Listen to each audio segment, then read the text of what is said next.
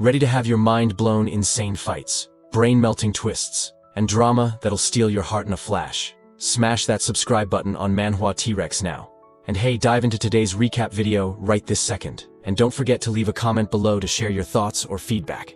We'd love to hear from you.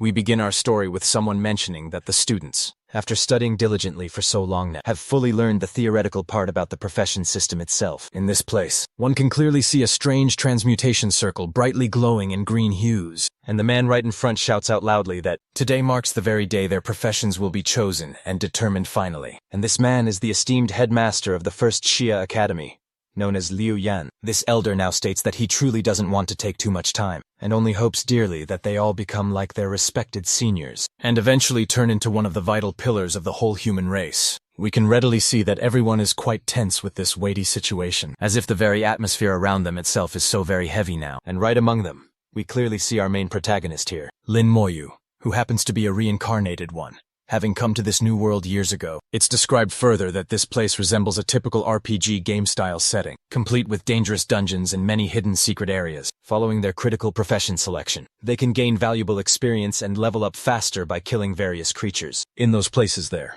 after countless human sages bravely made great efforts, they successfully managed to create a stable society throughout this entire world. And of course, the most popular professions are clearly the combat ones, closely followed then by support professions, which themselves are divided further into 4 rarity categories now. In the end, even with the entire population of the city here, no one has actually obtained a legendary profession in the last full 10 years. Soon, the announcer states loudly that the transmutation circle has been activated now, ready to be used, and a close friend of our protagonist approaches him, asking directly what profession he personally wants to receive. And this blonde quickly says he wants to be a knight indeed. After all, he'll be able to protect all the girls out there, and even help our main protagonist himself with a sturdy shield. But others then approach him, telling him pointedly not to talk to that idiot, because he's the type who typically doesn't talk to anyone, and clearly has no kind of real potential anyway. However, the close friend promptly states instead, our main protagonist just simply doesn't talk much, mainly because he doesn't like to waste his own precious words. In the end, we then clearly see the presenter greeting the formation master,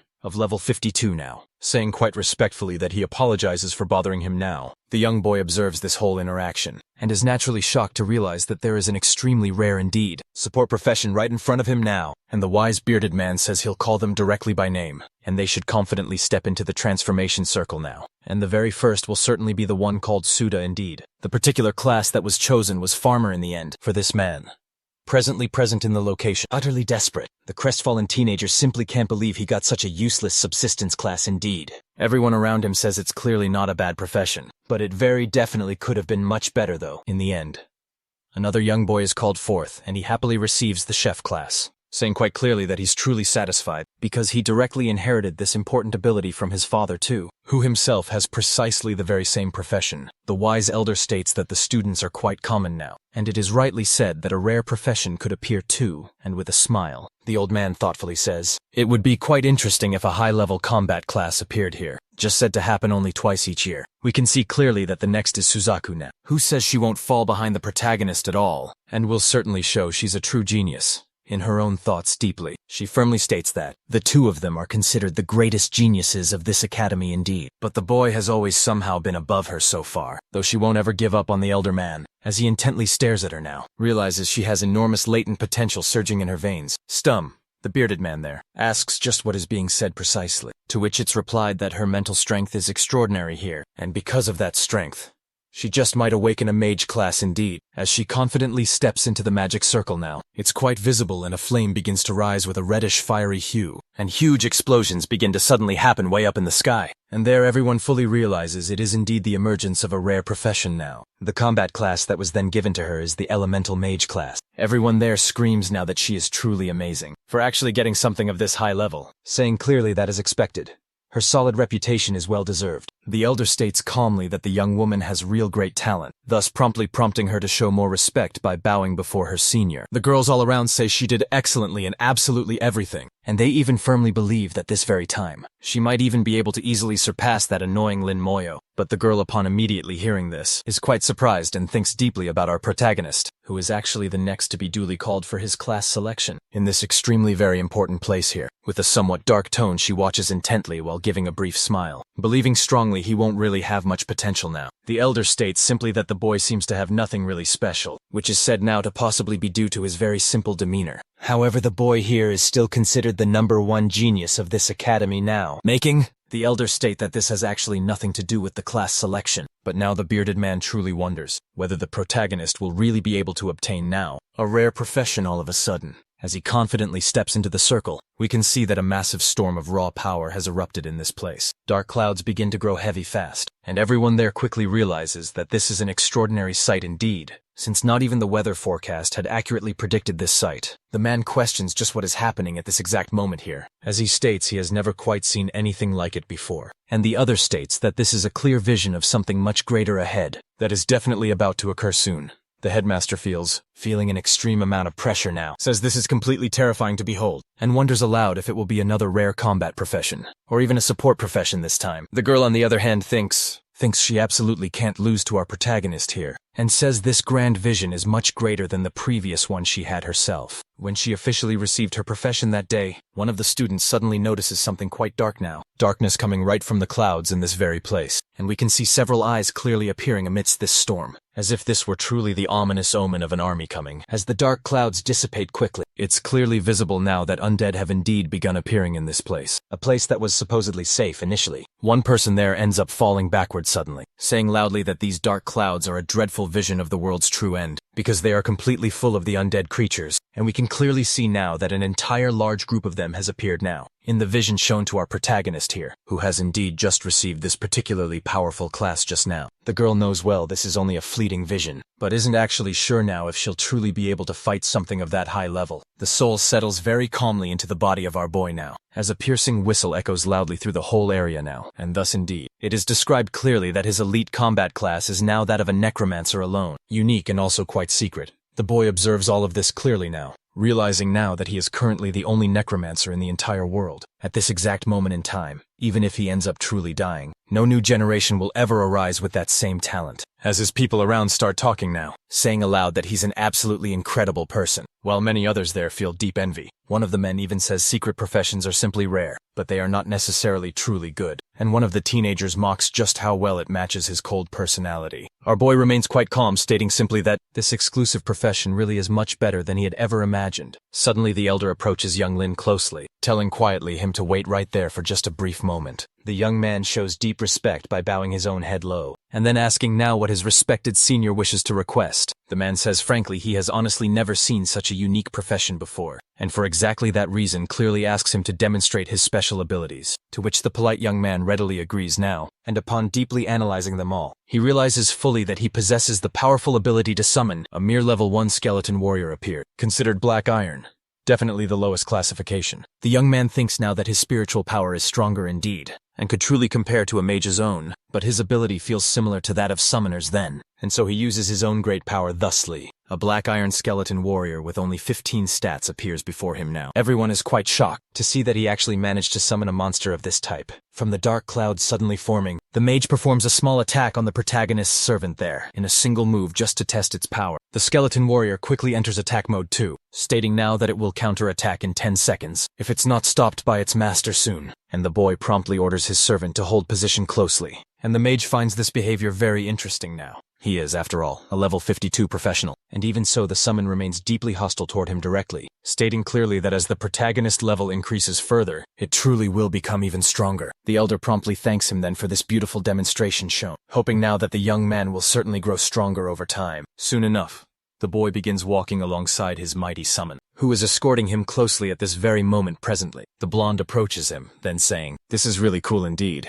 and asking if he can touch it there. As he does touch it, he asks if this powerful skeleton is said to be even stronger than him now, surprising his friend greatly with such a bold statement. Soon after, he is called to be the very next one in line now, and then says he will get his profession and return to talk to him soon. The system then explains that the space is 1 out of 10 total, and the young man realizes now that he can summon it without using energy ever. This way precisely, and upon leveling up too, he can store even more than before currently then. But then he becomes a bit thoughtful now as he considers this possibility, because when he received his true profession, he was actually able to see a real, true necromancer then, and one day soon, he too will indeed be capable of slaying dragons in just a few short seconds, using his army now. The blonde approaches once again, saying that he became a knight and from now on will be his own shield. So then if anyone truly wants to kill him, they'll certainly have to go through our protagonist's very corpse. And the good friend promptly says that he spoke after so quite long, and even admits he did it all on purpose now, just to simply see if he was paying close attention to his words. The presenter clearly states that professions don't really matter now. It will yet have a true chance at the academy still, if they improve greatly and prove all their worth instead. And for all of that,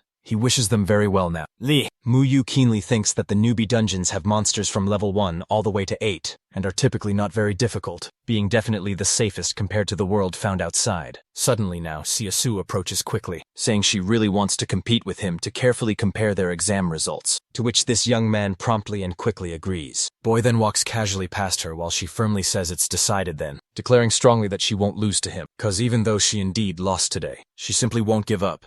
We then see our protagonist's house, where he's looking intently at a photo on his shelf. He tells his grandmother softly that he got a profession, and that it's super rare indeed, and also tells his sister to wait for him, since she'll definitely be joining Saiyajin Academy in the future. Suddenly then, someone knocks on the door, catching his attention sharply. Upon carefully opening it, he realizes quickly it's Director Lu, who came to deliver some supplies to him now. This man recalls that last year in the city of Shiha, only the protagonist's older sister herself was accepted into Shujing Academy. He promised her faithfully that he would take good care of her younger brother before she formally left for that academy. Our protagonist promptly thanks him sincerely, and the man then takes his leaves, saying kindly that tomorrow the young man will indeed take a test in the dungeon, and should certainly get a good night's rest now. Suddenly and quickly, midnight falls, and the system screen begins to load visibly, startling our dear boy. It is stated now that the host has awakened the necromancer profession entirely, and fulfilled completely the prerequisites to awaken that unique divine level. Talent, damage, comprehension, and of course, transfer abilities. It is then clearly read that this ability now transfers all damage received squarely by the mage to his powerful summons, and the potent effects of all skills are multiplied 5-fold clearly. The boy promptly summons his trusty skeleton warrior just to see how it is, and directly upon observing it closely, he realizes now that its stats are indeed 6 times higher than previously. Assessing this entire situation, he then states that with this ability now, he can rapidly become invincible in this challenging new world entirely. The very next day, we see directly that our boy has already arrived at the dungeon portal gates, and his friend rather anxiously asks if they want to form a party together. When he confidently answers no, the young man instantly starts shouting out loud, calling him a total jerk indeed for looking directly down on him so harshly. But Lin just replies matter-of-factly that it's because speed decreases rapidly in a group setting. The girl wisely says that he's absolutely right there in the end too, since experience is split equally among everyone present, and that going solo with someone who actively helps is the very best way to level up quickly. This upset man says rather angrily that Xiaxu Lin, Moyu, yes, and the other combat professions can surely bring support into the dungeon, and the rest can then form parties just among themselves. It's said that the girl has a truly extraordinary skill indeed, but they simply don't know our protagonist's full potential yet, so they'll ultimately have to ask for some help. The other people watching closely begin to tremble slightly, because they're quite afraid of the undead foes, and really don't want to team up with our protagonist here. The boy then confidently says that he's also aiming for Xiaojing Academy, and will bravely take this important test alone, just the very same. And the director promptly then shows concern, saying it's indeed very difficult to enter that place, the place itself, and that his own sister had to be at level 16 just to have a chance there. It's hard to imagine he'll fully reach level 12 in just 1 short week's time, besides the other specific requirements that will be revealed at the end soon, which absolutely no one knows for certain. However, our determined young man says he is quite confident still, which ultimately makes the director agree with the serious situation. Since the protagonist also has a secret profession, it might just work.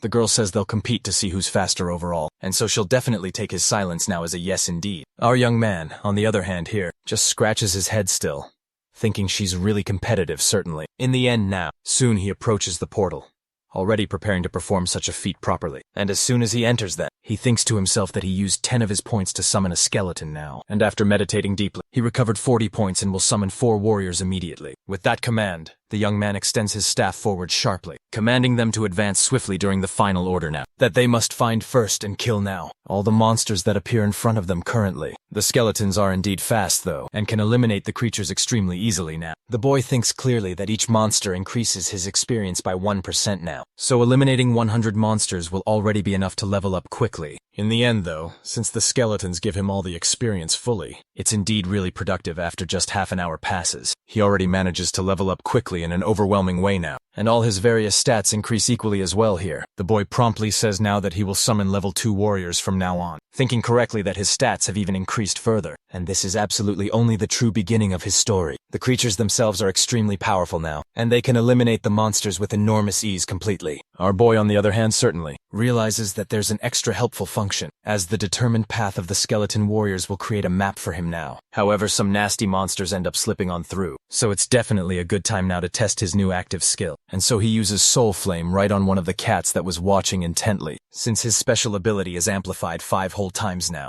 Even a creature just like that one ends up turning directly to ashes now, due to the powerful spiritual attack employed, which completely ignores any physical and also magical defense, and entirely with the boost from the necromancer talent itself. It's important indeed to say now that this very profession is probably even stronger than the legendary ones, so he levels up again now with a confident smile on his face. Our young man now looks forward eagerly. Then he summons even more skeleton warriors to his command system. The system keeps clearly notifying each creature that was killed in action, and the experience obtained directly from each animal defeated. It is indeed said that the total duration of this dungeon is about 12 hours, and in only 4 hours, he already reached level 4 quite quickly. And if he continues onward like this, he'll likely reach level 8 where he can freely enter the suburbs of Tai-Hai eventually. Now we see the outside world where Zia, Exu's father, is carefully talking to the director about his daughter's current status. The man says he actively did nothing, but always take good care of her as she works quite hard and is remarkably smart. Besides all that, she obtained an extremely rare and special profession now, but the father is truly afraid because he just can't miss her very first dungeon experience. And her own seniors have rare professions too, and only reach level 5 at best, maybe. On this current journey specifically, director, on the other hand entirely, says directly that they'll soon be able to indeed predict the level of speed shown, by judging just how they entered.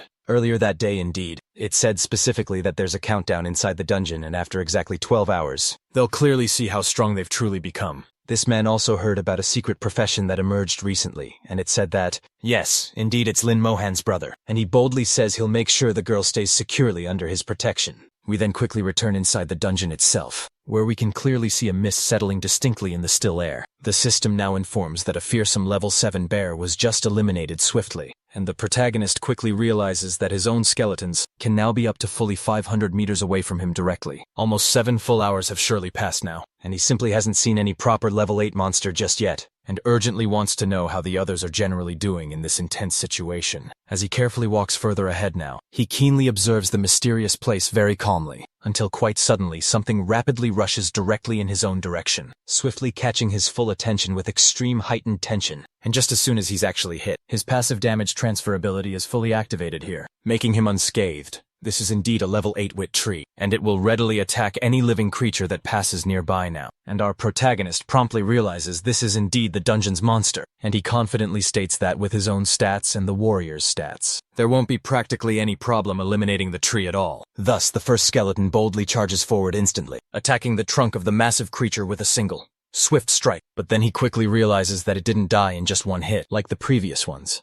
And he thoughtfully notices that it apparently takes 4 strikes to eliminate just one level 8 monster, and that will considerably slow down his leveling speed overall. However, ultimately in the end, there are actually 100 of these creatures nearby, so it will be essentially nothing more than a sanctuary of pure experience. So all the undead charge forward together to eliminate the trees swiftly and gain valuable experience eagerly for their master, with really just a single strike. We can see clearly that the skeleton completely destroys the tree readily, and several notifications subsequently appear on our protagonist's screen now. After some time indeed, we can clearly see someone emerging from the portal, scaring absolutely everyone there now, because it's quite necessary to get past the level 8 monsters. You see, to reach the exit point, but upon exiting now, our brave protagonist says that he killed each of the monsters inside, and that's precisely why he decided to quickly leave the place. The wise elder realizes then that he reached level 7 in just 10 short hours, and the young boy says simply that there weren't many monsters, and that he'd at least like now to go to the distant suburbs of Shiha. This is truly the first time that the old man hears of someone who killed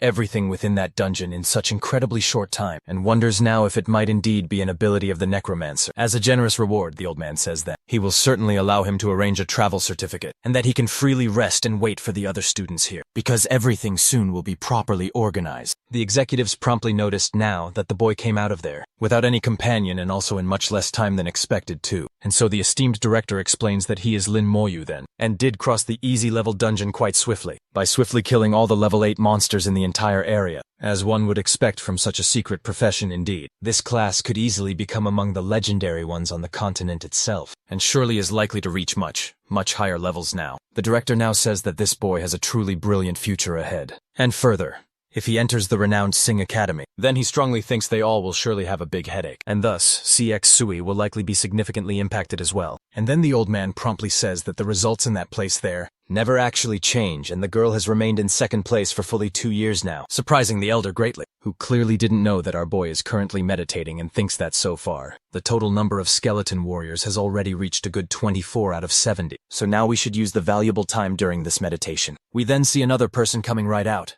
being Siaksu for sure, who firmly says she definitely won't fall behind the main protagonist, and earnestly asks where exactly he is at this precise moment. Then suddenly she realizes that he has already quietly left this place, and intensely questions how that's truly possible at all. And so, she is quite startled to see that he's already a level 7 now, in such a short time frame, surpassing her once again. We then see her father calling her name, and she wonders just why he's there, though her own mind still remains quite uncertain now. The elder tries now to calm her down, and the young woman then says aloud, "That bastard there has always been ahead of me throughout all these years." But then she states that this is solely her own issue, and she simply can't keep losing to that absolute idiot. Then the father reveals he killed every monster in the entire dungeon, in just merely 10 hours.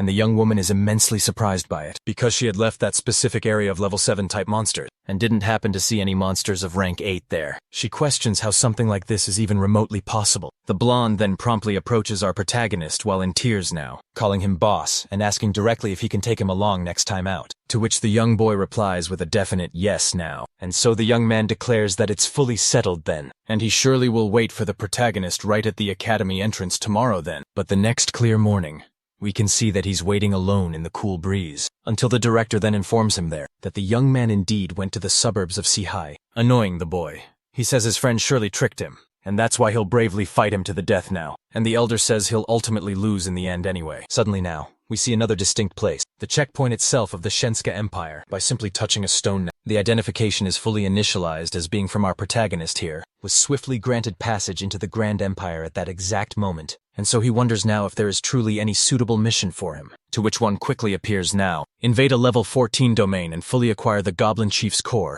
This perilous mission has a lot of money greatly involved, and it will definitely be quite difficult too. And the overall difficulty in this world is divided into just 3: normal, nightmare, and lastly hell. The second hardest level, which is named Nightmare, usually requires quite a strong team to clear without huge problems, as notably for Hell itself. It truly requires people with legendary classes to complete such difficult objectives, and it seems he won't quite be able to take on that mission right now. The knight promptly notices our boy standing there, and wonders exactly what class he might just have, and still questions how he even has permission to leave the city at all, but then decides to ignore all of it and says aloud, "You should be very careful out there, and if anything happens, you must return immediately to the city because your life has priority." We can already see that he has entered the dangerous area, and it's said that these indeed are 2 completely different worlds, not just a simple wall, but a prison on the far other side. Suddenly, a monster quickly begins to approach him. With a heavy step is a goblin who keenly observes our protagonist, who seems quite distracted. However, he summons his skeleton swiftly, and commands it to go and kill the goblin that's watching him closely. We can see that the creature is just level 10 now, but it doesn't even compare to the raw strength of his skeleton warrior at 375. Several other terrifying monsters run quickly toward our protagonist here, who has already summoned his full army at this very moment. And in thought he realizes this truly is the capability of Goblin. And further, if he can continue at this current pace now, he'll probably surely reach level 15 by the end of the day itself. But still, it's quite strange to know just how his sister reached level 16 quickly, before the final exam.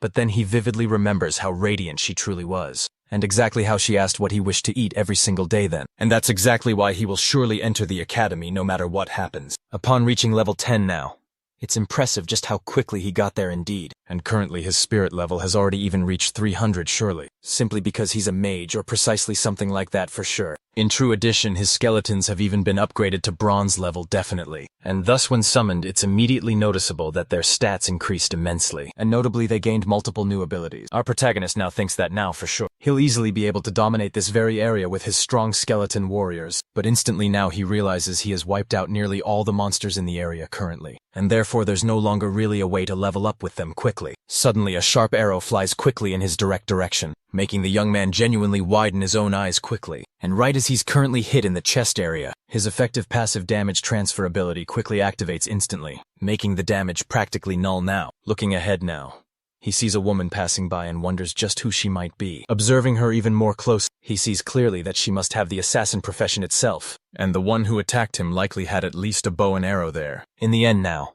the girl promptly walks past both of them quickly, ignoring them completely in that very moment. And our protagonist does exactly the same thing. We see two men approaching closer, and our boy quickly realizes these are truly the ones he was looking for. Our current direction in the end is wrong though, and they'll certainly never catch that cunning assassin. One of the men says the person was cunning and also managed to escape quickly, and the archer asks now if he saw anyone wearing specific clothes, similar now to those of the typical assassin class. But our boy ignores them entirely, saying that her arrow directly hit him, and therefore she should apologize immediately now. The archer promptly apologizes swiftly without any real concern, and wonders just how this kid hit squarely by an arrow is still completely fine now. Our protagonist then says he definitely shouldn't do that ever again, further irritating the man there. And also the blonde who is currently with him notices intently that the young man has a skeleton warrior right at his side now. The creature promptly steps right in front of its master then, just to protect him fully from any incoming attack now. Angrily now the blonde says aloud, that summon undead only ever come from a class of disgusting people alone, and definitely not really from a good person now. However, his companion tells him clearly not to do anything in the end here,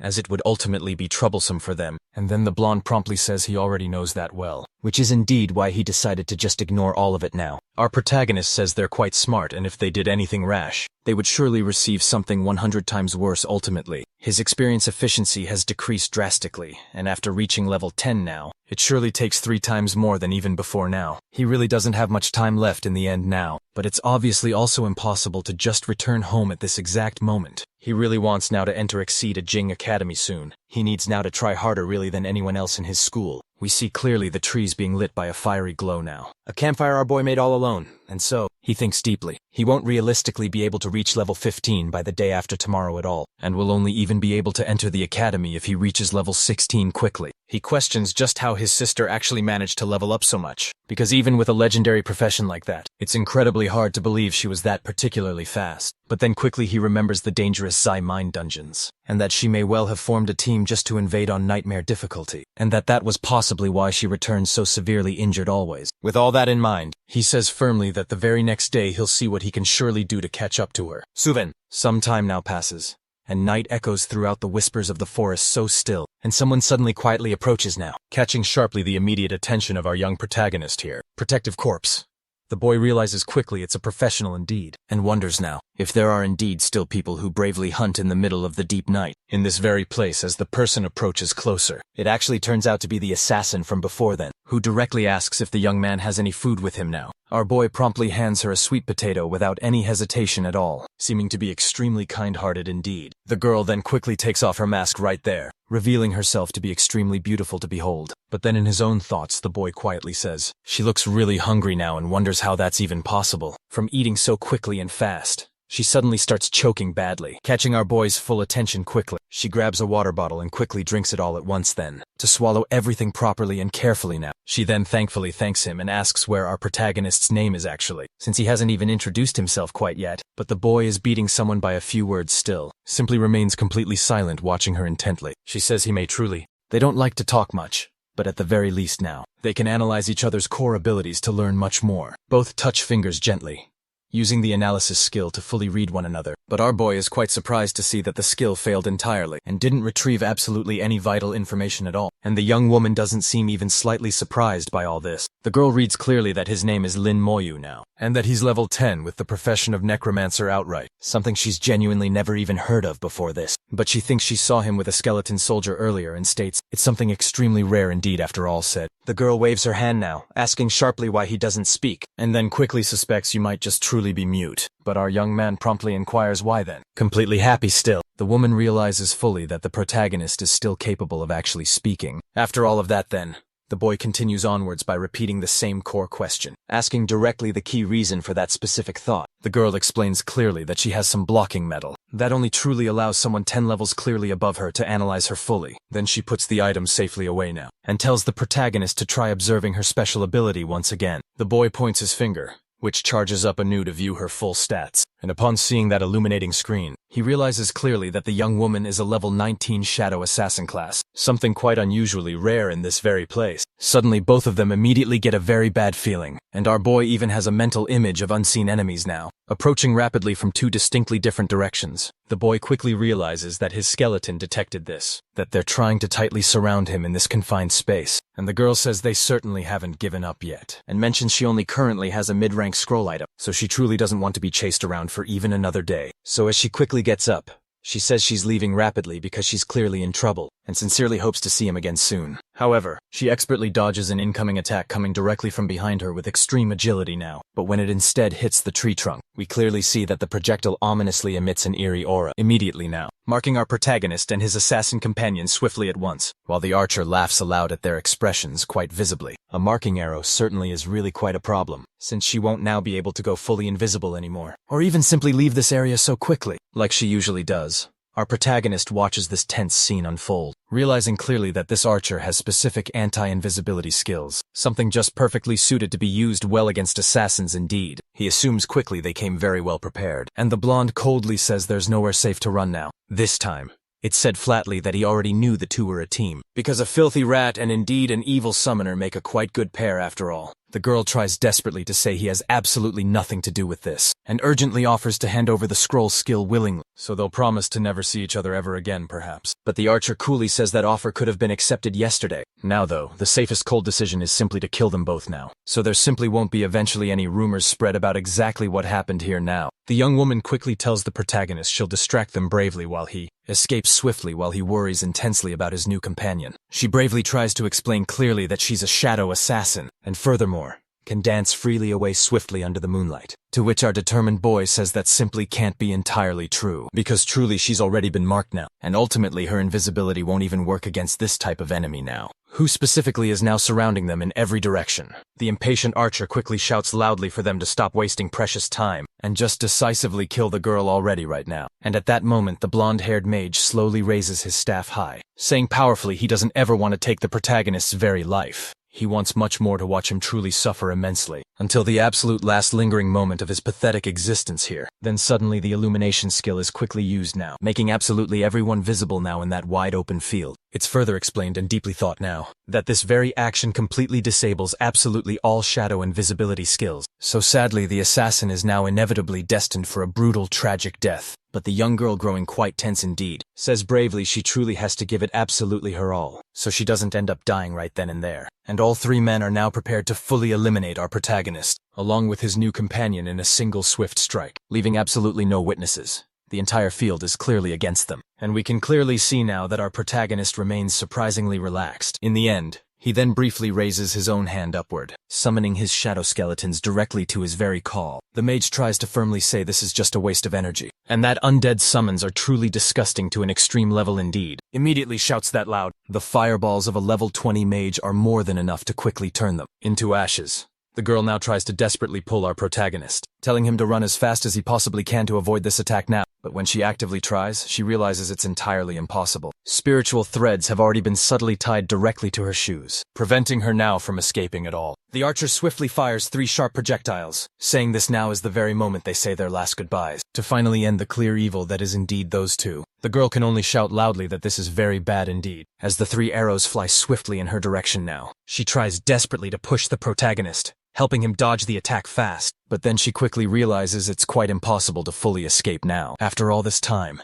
the fireball is heading directly toward her now, while the arrows come straight and true at her too, making her eyes widen suddenly indeed. We see our protagonist group finally fully emerge from the deepest shadows. All at once now, the first skeleton bravely takes the attack directly, without suffering any damage at all it seems. Meanwhile in this chaos, another monster uses its own great sword to block the swift attack, which subsequently fails to cause any serious harm to it at all. Another fearsome creature also emerges quickly, charging ferociously at the knight with its strong shield, to stop him effectively from moving at all toward the protagonist. And indeed the sheer force is so very great now, that it pushes him back hard, the one who truly was supposed to be the toughest among this whole group. The very skeleton that bravely took the powerful fireball is completely intact somehow and skillfully now holds its axes very firmly, ready now to end this tense situation soon. The mage then intensely questions how this is even possible, since his analysis skill plainly said this boy is just a level 10 necromancer. He then desperately shouts out loud for them not to let him get any closer, saying a level 20 mage surely shouldn't lose to someone 10 levels below him. The archer starts sharply questioning what that all was, as he simply doesn't understand how any of this is truly possible. And the knight says his own skills clearly have no effect on these summons, so they sharply question why their attributes are incredibly so high. To their complete surprise, several ethereal blue flames form around the archer. They also eerily settle around the knight in the same ghostly way now, and completely stunned, the mage can acutely feel that immense danger is arriving at that very moment. After all, a frightening entire army just suddenly appeared right then.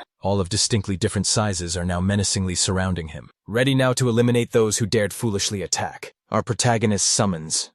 Their images are fragmented as if they were weak, but it's abundantly clear they possess much more strength than they appear to. The young woman is utterly left speechless now, upon truly realizing that these are the very same skeletons from before, and they seem extremely fragile indeed, but somehow can endure these powerful attacks still. She now questions if such a truly massive summoning could really be done by a rare, or even a regular level mage present. Our boy, eyes closed softly, gently pushes his companion onward. Then he opens his eyes, which emit a deep blue flame. Like a necromancer, we can clearly see that the protagonist's stats are much higher than before now, to the point where his comprehension power has already greatly increased. His summon abilities have increased tenfold now. Sensing grave danger now, the mage quickly tries to raise a magic barrier all around himself. However, the summoned creatures are easily able to break through that flimsy defense with a simple physical attack. Without any real difficulty with this second charge, the boy can now feel the intense pressure of being about to die. In desperation, he raises up his staff high, summoning fierce flames all around him to try and protect himself while attacking. He then follows that with a truly maniacal smile, shouting aloud for the creatures from hell to taste all of his immense power. However, our main protagonist here, soldiers passed right through the flames without any real difficulty, charging directly at the mage as if he were nothing more than a mere cockroach. And so then they finished him with truly brutal attacks, splitting his entire body right into 3 distinct parts. The archer now thinks this is completely and utterly insane, as instant death is actually supposed to take a few more seconds. And furthermore, he doesn't understand how he's even being tracked. In this dire situation in the very end, escape now seems impossible, and his sheer speed has reached a new level of 15, so it really shouldn't even be possible to keep up with him at all. Our protagonist, however, ends up quite surprised to see that the knight has extreme defense abilities. It's said indeed that with that he can withstand attacks from a level 40 mage, and those individuals who possess this kind of amazing power devote all of their precious time to mastering it completely. A man says these skeletons here are simply terrifying, and truly if he had known he was walking straight into his death, he would surely never have accepted this mission in the very first place. Our boy there promptly raises his hand high, thinking he just can't let them escape now. He's using the ability of his soldiers to ensure they won't get away cleanly. This powerful fury attack here increases the damage by a massive 200%. The knight screams aloud in utter fear, upon realizing fully that the undead are even capable of using such unique abilities. After all, indeed, it is said within his thoughts that his ability only lasts for 1 minute total, but the time gets reduced further with each attack made, and that's precisely why this is his final limit. So, in desperation, he can only curse the heavens above and the world entire, as those gruesome corpses come menacingly toward him now.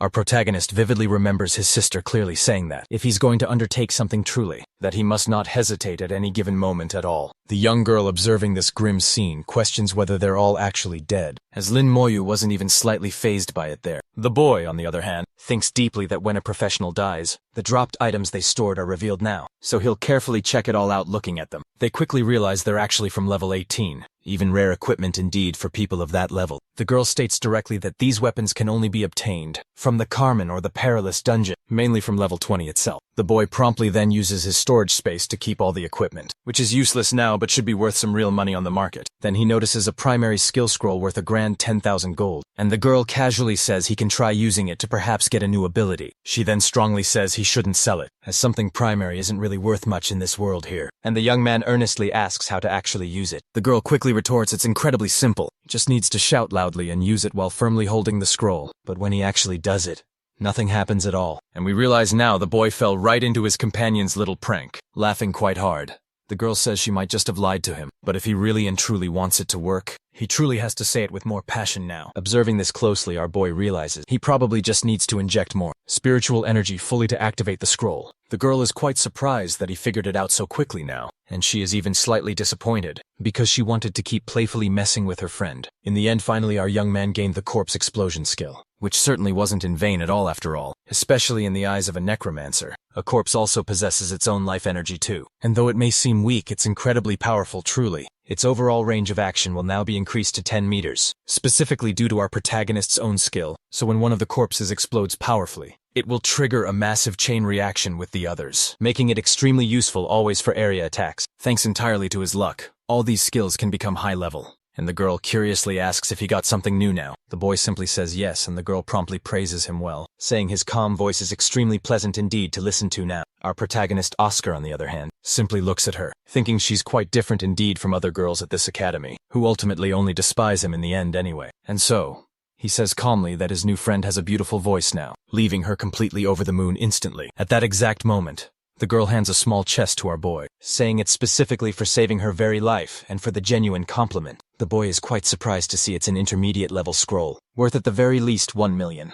Being incredibly valuable after all here. But then he soon realizes the girl is currently being chased because of it, and questions silently in his thoughtful mind whether she's simply giving the scroll away so easily now. After a little while longer, she decides to explain fully that she found a hidden secret chest in the Carmen, or the Legion dungeon far away, something truly random that she just got lucky to discover herself. She obtained the scroll when she actually opened the valuable chest itself, and it was seemingly something extremely casual for her overall. But what this young woman hadn't fully noticed was that she was indeed being watched closely by those bastards who wanted to rob her. Even if it wasn't worth all that much, it was truly something she had rightfully earned anyway. That's the short story of exactly how they were chasing after her, and after running now for almost 2 days straight, she managed finally to reach this very place. In the end, our protagonist rightly points out that she nearly died there, and the young girl reassures him then by saying that, if she suffers a really critical hit, she'll be transported even far away instantly, but still thanks him, trembling ever so slightly in fear. She says it hurts deeply to be wounded,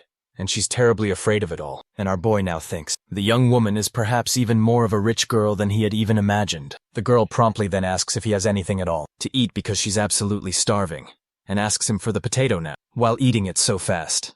She asks which university the boy plans to go to later, since he's leveling up soon, and he replies quite simply it's Xiang. She then simply says it's really not bad at all actually, and with his known ability it's simply impossible for him not to get in. If he truly can't, then absolutely no one else will be able to. With that key thought in mind, she decides to give him a tip now, not to ever forget to go to the Shinshin Tower as soon as he can. The reward there will be doubled specifically on the first challenge, and he certainly has to clear as many floors as tangibly possible on his first attempt. That way specifically, they'll earn several academy points which are worth many gold coins, besides other unique things like a crafting seminar at the main university. After all of that warm conversation, our main boy covers her gently with a coat, seeming even to enjoy this somewhat unexpected company there, and so he relaxes further to meditate and properly recover his spiritual energy well. The clear next day. The young girl then wakes up asking again if he has more sweet potatoes, simply because she's indeed very hungry now. With absolutely all the items finally in hand, she clearly says it's much too little, and therefore then asks him politely to be a gentleman and just hand everything over fully to her. The boy promptly then says there's absolutely none left right now, making his companion happily relax because she fully trusts him getting up later. She says she's leaving now quickly because she's also leveling up too much now. Tells him to level up quickly so they surely can meet again in the near future, and farm levels together as our protagonist watches her walk further away now. Seemed quite delighted by that presence that had certainly become dear to him truly. But then getting immediately up, he says it's time now to test his brand new skill on those bodies lying still there, extending his own hand forward now. A red ominous energy envelops his arm, and so the corpse explosion is readily used. We can easily see that the destruction area truly is immense now, and throws our protagonist slightly backward quickly now. At that exact moment, he realizes now that the area grew a lot due to the effect of his powerful talent. And it's indeed a skill that can eliminate bodies without leaving any real trace now. Something undeniably extremely powerful indeed. That's the explicit reason he's going to put it into serious practice in the formidable Shihai Mine dungeon here. From this moment on, after the transition of the skeleton warriors to bronze class, the overall cost to summon them increased very significantly now. And now after meditation, he can only summon just 4 more at this time. He doesn't need to rush quickly as soon his space will be filled by a huge army. It's quite clear he's already reached the dungeon area he was looking for now. Indeed, we can see several people here, looking intently for individuals to enter the area and level up quickly. Our boy arrives presently accompanied by his skeleton companion. He is keeping his head quite down to avoid drawing too much added attention, but that's really impossible looking directly at the bright status panel. He fully realizes the true difficulty now. It already features extremely powerful, fierce monsters here, And without a proper group, it would be even more difficult to complete this task for sure. Suddenly here someone approaches quickly, trying now to use the scanning system now, and asking directly if our protagonist is in fact a summoner. But then they're shocked truly to see a blocking emblem deny the ability there, and the skeleton fiercely glares directly at him with extreme suspicion now. The other members then try to approach too, asking directly the protagonist to join their existing group instead, since they clearly need someone quite capable just like him here. And promptly now our boy lifts his very head upwards, stating firmly that he simply won't accept any requests today at all. Soon after, the system then asks if he wants now to confirm his choice definitely, to bravely enter on nightmare difficulty. After all this, the young man readily accepts. This causes an enormous pressure to suddenly surround him now. Everyone is quite startled to see that he entered that place completely alone. They wonder now if he's reckless or someone extremely powerful indeed. They simply couldn't see anything at all in the protagonist's status, so they'll just wait patiently to see if he comes out alive later. Inside the dark Axie-High dungeon, we see our boy keenly sensing a strong smell of fresh blood. He's hearing clearly that if he steps out of that circle here, he'll quickly be detected almost instantly. Facing a wild goblin, he realizes it has abnormal strength even compared to the usual ones seen, so its experience level must be extremely high then. The basic constitution of a level 14 knight is quite low truly, for the powerful elite monsters in this dangerous place, and that's precisely why most of them really need help. But compared directly to his skeleton army here, these weak-mind goblins are absolutely nothing, and so he boldly advances, ordering them all to attack everyone there swiftly. Indeed, we can see that the army easily handles all the creatures here, granting a truly massive amount of combat experience, which makes our protagonist quickly realize that it's actually 10 times more experience than monsters of the same current level. So this particular place is clearly a major source of valuable experience. It will take only just a few seconds to eliminate these creatures now. So his overall strength will increase drastically as this exciting progress continues. And in the end, he absolutely can't let any of them escape now, so he skillfully uses his own mental map to detect each of them all. Soon, after a few quick eliminations, our skilled protagonist finally levels up effortlessly without any real difficulty. Soon it's mentioned that he reached level 11 in just a short 5 minutes. And also, his valuable spiritual energy was completely restored, effectively allowing him to summon 4 more formidable skeleton warriors now. All these basic core attributes improve significantly after reaching level 10. However, it is also seen that the stat points are steadily increasing more and more, especially after achieving the 10th stage now. Clearly it's evident that his brave warriors are also getting even stronger now, as his overall level increases, and that's truly great news for his development indeed. But then he suddenly questions why all of his main skills have improved so much, except for just the one he learned earlier, and so decides, thinking that his dear friend must know something. She decided then to hide so they could surely meet again later. Regretfully, a pressure abruptly passes over him, quickly catching his immediate attention. It's the Mind King Wolf, a fearsome leader of this area. Our main protagonist thinks the attributes appear pretty high indeed, and it seems very close to being the real boss of this dungeon. But it's still just one single creature against several mighty warriors, so he immediately commands all his skeletons to charge directly at the massive dog right in front of them now. The huge creature promptly lets out a tremendous roar, while our protagonist quickly thinks that the constitution of all his warriors should definitely be able to withstand the fearsome wolf's attack. Then to further increase damage, he actively uses the Fury attack skill on all his summons to make the challenging job easier, saying that the bigger the enemy is, the more advantageous it certainly is for the large numbers in his army, which unfortunately is blocked directly by one of the skeletons now. While our boy there states the power is somewhat weak now, but still fully capable of throwing all his allies far away now. Then he's genuinely surprised to see that their leader ended up fleeing quickly, questioning deeply whether that's really quite fair in the very end. But suddenly he quickly realizes something's terribly wrong, indeed, and immediately orders all his summons to rapidly retreat backwards. We then clearly see that they were all surrounded by quite fierce, level 14 mind wolves however, with not particularly high stats sadly. The boy calmly says they're clearly not that especially strong, but their sheer number is already well over 100 currently, so even just a typical 5-person team wouldn't truly be enough at all to handle so many foes. However, he's still a micromancer and these creatures are just mere experience points simply, and we can clearly see that just one strong attack is enough to completely eliminate them all. The boy promptly gathers much energy in his waiting hand, using his deadly corpse explosion to his advantage greatly now, saying calmly that after his talent's significant enhancement, the damage directly dealt by this skill will surely cause now damage equal to a full 100% of the wolf's total health, resulting in truly instant death now. It's clearly seen now that amid all the explosions, our boy gained such an overwhelming amount of experience indeed,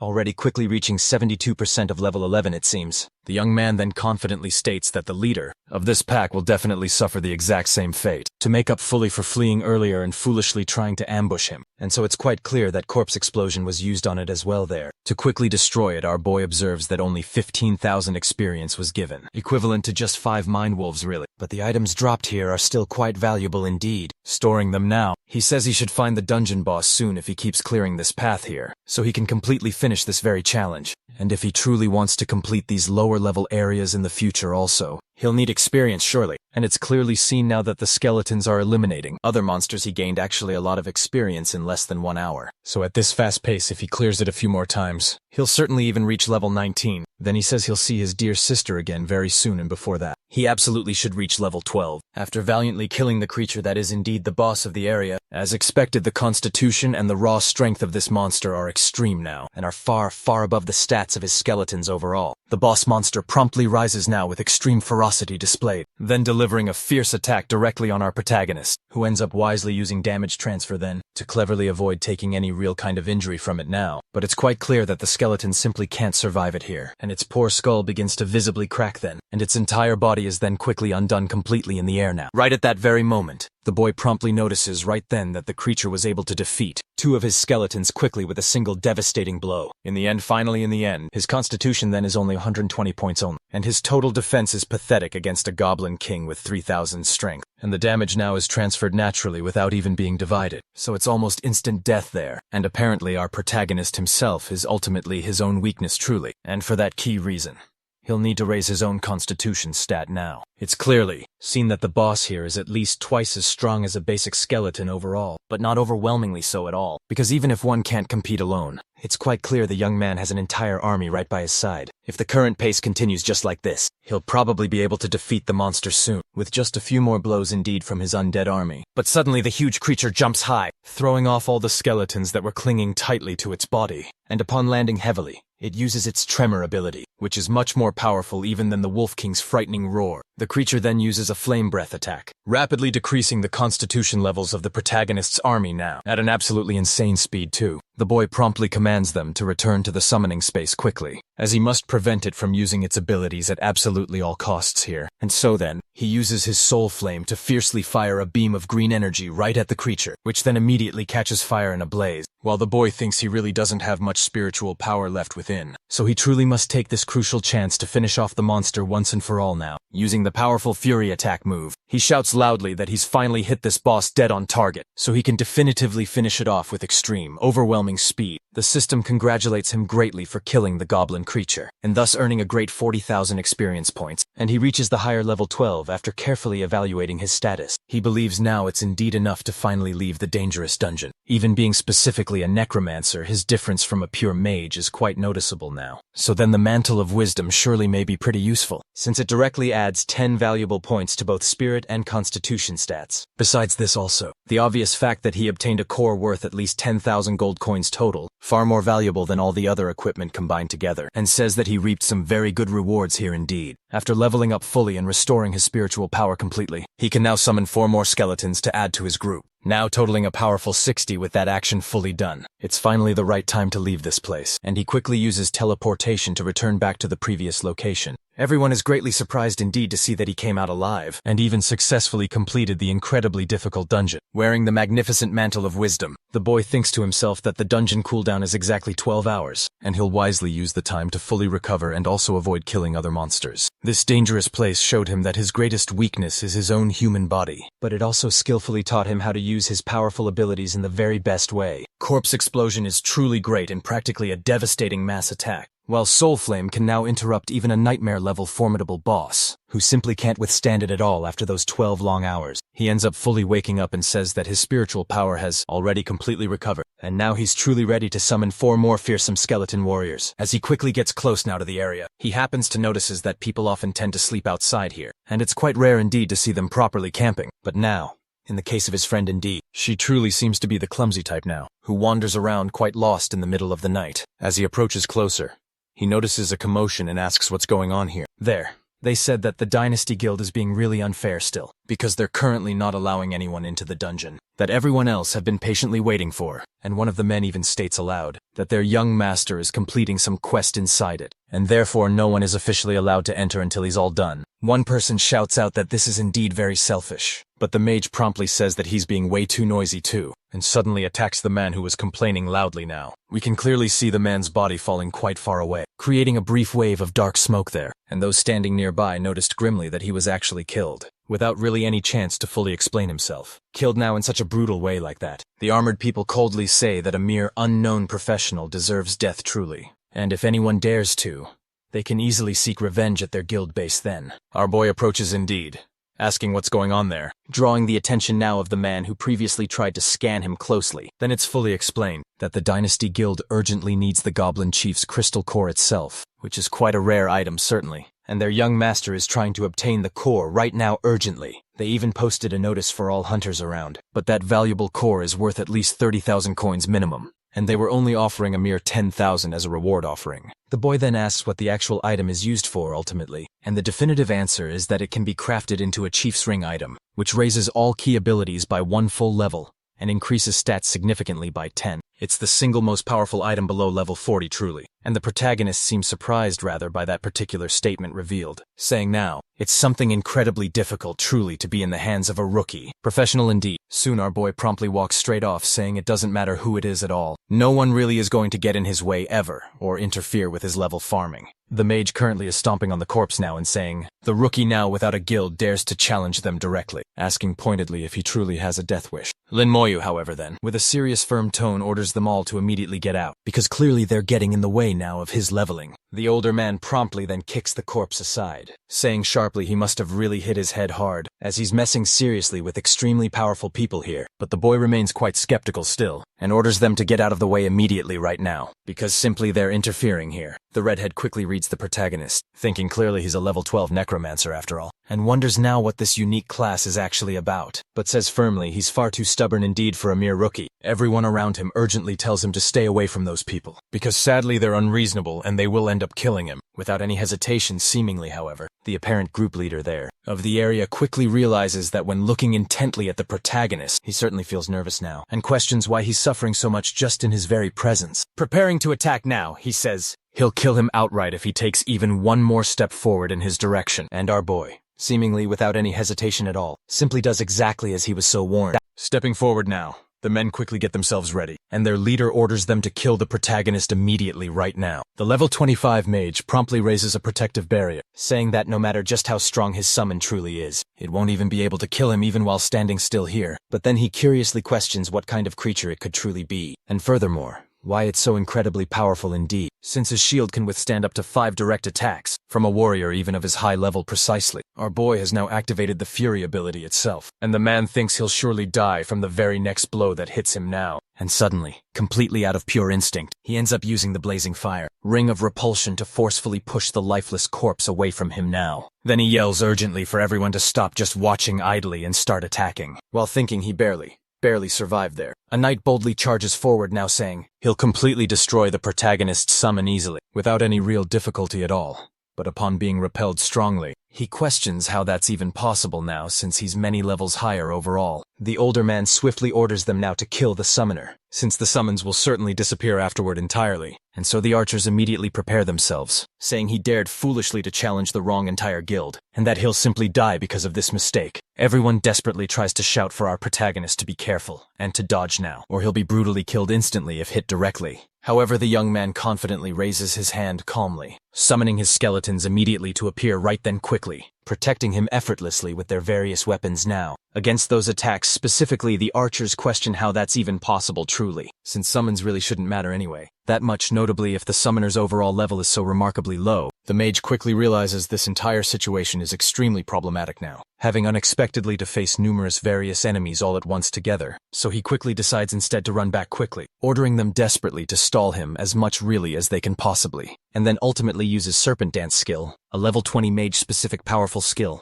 and simply the most powerful attack truly that can be learned at simply that level fully. When the attack hits, our boy remains unharmed there, in the middle of those flames that completely blind the vision of his opponent, who then simply smiles, boasting aloud that the protagonist must surely have died in the fire. We can see now the explosion starting to fade slowly away, and the corpses remain eerily still in their place. And then they quickly charge toward the guild, who are quite confused by just how many there are indeed, thinking to themselves they're being overwhelmed greatly in numbers. The mage promptly raises his staff up high now, ordering everyone to form up quickly to launch their attack. We see that many blessings and buffs were applied to the entire team there, to try to deal effectively with our protagonist now. And the redhead thinks their guild is extremely experienced actually, and knows perfectly well how to work together as a true team. So they're truly unbeatable against a solo opponent there. Our protagonist commands everyone nearby to step back, and the bystanders obey. Sweating cold heavily, the boy promptly opens his hand there using the soul flame at that moment, then throws it directly at one of the archers in a single swift strike, to eliminate him swiftly without any real trouble, while a woman urgently tries to cast a healing spell.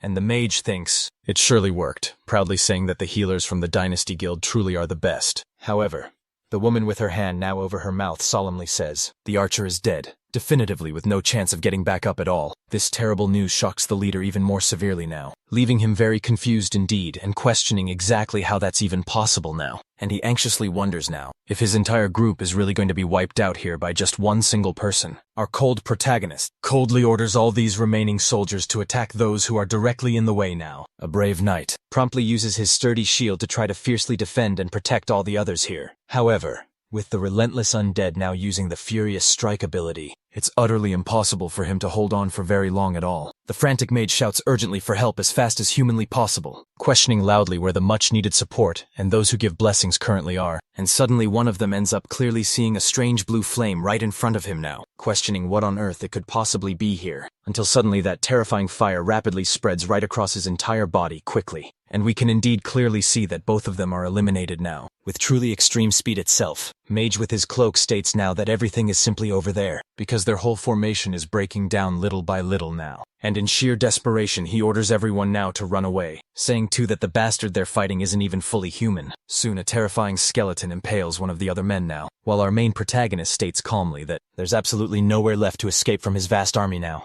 And so then he uses the corpse explosion skill, explaining in detail that after being enhanced by his special talent, the helpless enemies will take damage equal to 100% of their maximum HP from the deadly corpse explosions, since a tank's personal health is often much higher than any other class here. If this lethal damage is indeed 100% of their full HP, absolutely no one will survive at all. One of the men tries to approach the leader, desperately begging him now for help immediately, and we can quite clearly see all his veins visibly bulging out, as he watches his own ally's body explode right there in front of him closely. Utterly terrified, the man can only simply fall backward quickly, stating now that what he's seen is a hellish image and just can't be real. Our boy calmly keeps walking without the slightest concern, watching the fiery explosions happening all around him closely. He simply wipes the blood cleanly from his face, as he steadily approaches the dark portal directly in front of him, and to completely and utterly eliminate any lingering trace of what happened, he then decides to use corpse explosion right now. At that very moment, the onlookers say that every member of the guild has died, and shockingly, not even their corpses were left visibly behind. One of the men says they'll come right back to kill absolutely anyone involved, so everyone should immediately leave so they're not mistaken for accomplices now, because surely no one will ever be able to find them later. We then abruptly jumped forward to half an hour later now, where the apparent young master now says aloud, he still actually hasn't obtained the Goblin King's core yet. One of his companions thoughtfully says aloud, something's incredibly wrong because truly, there's no one even there at all, confusing the blonde sharply, who questions what exactly happened to Xiaoju's group fully. Someone urgently orders a message now to be sent stating that if they're nearby, they'll respond back immediately without delay, feeling quite tense. The older man says he's sure indeed. Something is quite wrong because they may have been in a battle that didn't even leave any traces of their corpses behind in the end. And that's precisely why it's dangerous here now. So they'll leave now as quickly as is possible, to avoid anything truly bad from actually happening at all. Our protagonist now, an hour later, is still killing the final boss in the area shown. You can see they even obtain a magic book from the very monster, and while observing it closely, he thinks that another core didn't drop down, so it really was quite a stroke of incredible luck indeed. But the magic book now in his hands is quite useful to have, as it positively can improve his very soul, flame and also corpse explosion. He's already fully reached level 13 it seems, and experience points are getting harder to actually gather up. So very soon, he'll need to finish the dungeon 3 more times just to reach stage 15 now. That's perhaps a bit slower than he wanted it to end up to be, but it certainly should be enough to enter Xiaojing Academy. So, he uses teleportation as soon as he immediately leaves the place. He quickly realizes that everyone had already left, which was, after all, quite expected perhaps. It's simply the very best option for them now. Next day arrives. We see Sui arriving at the location, already impressively at level 10, and she states she can finally challenge this very mine. But then the girl is quite shocked indeed to see Lin Moyu already there, and entering the dangerous dungeon all alone. She exclaims she honestly can't believe this is happening, and that it'll be easy to find a new team so she definitely won't lose. To the protagonist, a full 45 minutes now pass, and our boy is already easily able to summon at least 72 skeletons at once. Extending his strong hand forward now, he declares it's surely time for this boss to finally wake up and face him, and in a slightly comedic tone, and he sternly warns that the boss will always surely die in the end, and should just simply accept that fate, because dying at the mighty hands of the protagonist is extremely fast always. After all, fully 12 more hours later, the boy laughs, saying he only has to come back just 3 more times now, and by now they truly know each other very well, so it won't be a problem whatsoever after reaching level 14 now. He has a grand total of 76 skeleton warriors presently, who have already quickly raised their stats right up to 23 now, and it's a real shame he can't improve the skill of his full army. Suddenly, someone approaches, calling out directly to our protagonist and clearly quite injured, who asks exactly what level he's at currently now, and the young man quickly replies that he's presently at stage 14. Upon immediately receiving the answer, she is quite surprised and questions how it all can be so very fast, since she's only at level 11 at this current moment. He says that even if someone can solo a dungeon outright, there's absolutely no way to level up that quickly at all, and the gap between them is growing at a truly overwhelming pace now. The girl states firmly that she absolutely won't lose to him ever. Our young man watches Shay,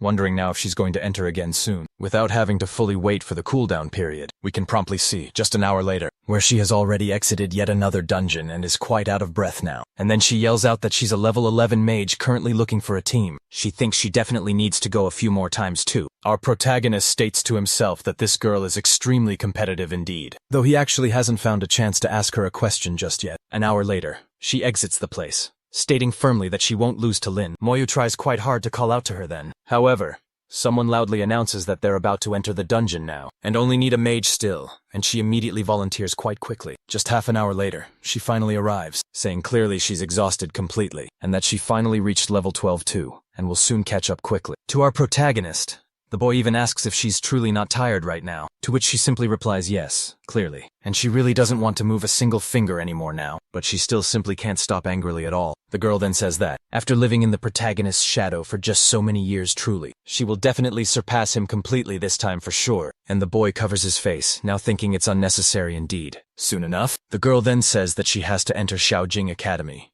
just like him too, to which our main protagonist replies directly that she truly should do it on nightmare difficulty mode. To improve quickly, however, the girl then says it's quite impossible, because she needs an elite team to complete it now, and would need professionals specifically at level 17 now, and sadly no one would really accept her. With that all in mind, our protagonist finally asks aloud how she's precisely able to ignore the dungeon's cooldown time, cause EXO is surprised that he doesn't even know how that's possible at all, since she thought he was actually really impressive too. But then she pointedly says that if he asked nicely now, she just might even tell someone as gloomy as him, always staying silent. The girl then says he's really no fun whatsoever, then plainly explains that she has a cooldown item specifically that remarkably allows her to cancel the dungeon's entire timer itself. The boy silently thinks something like that is truly amazing to actually exist, and sees now that 3 of the 10 uses are already all gone. He keenly asks if that thing is expensive, and she softly says yes. It's because her father cried a lot to get just one of those. The girl then says there are only now 2 days left, and she definitely can still use it 7 more times too, but she still must go 9 more times to reach level 15 soon. So, she's surely going to die of exhaustion if she keeps going now. Our boy keenly watches the situation and stays silent for a moment indeed. He is thinking things carefully through, and he says he actually can team up with her if she shares the talisman now, surprising her greatly as she remembers clearly. He's actually able to complete the dungeon alone himself. So, she quickly says, she'll gladly accept the help and will make a truly good team with Lin Muyu then. And even if she simply can't catch up soon too, she'll confidently surpass him someday definitely. Our young man then tells her to rest well because they'll go in 2 hours then, and his companion takes this chance to enjoy a long nap and recharge fully.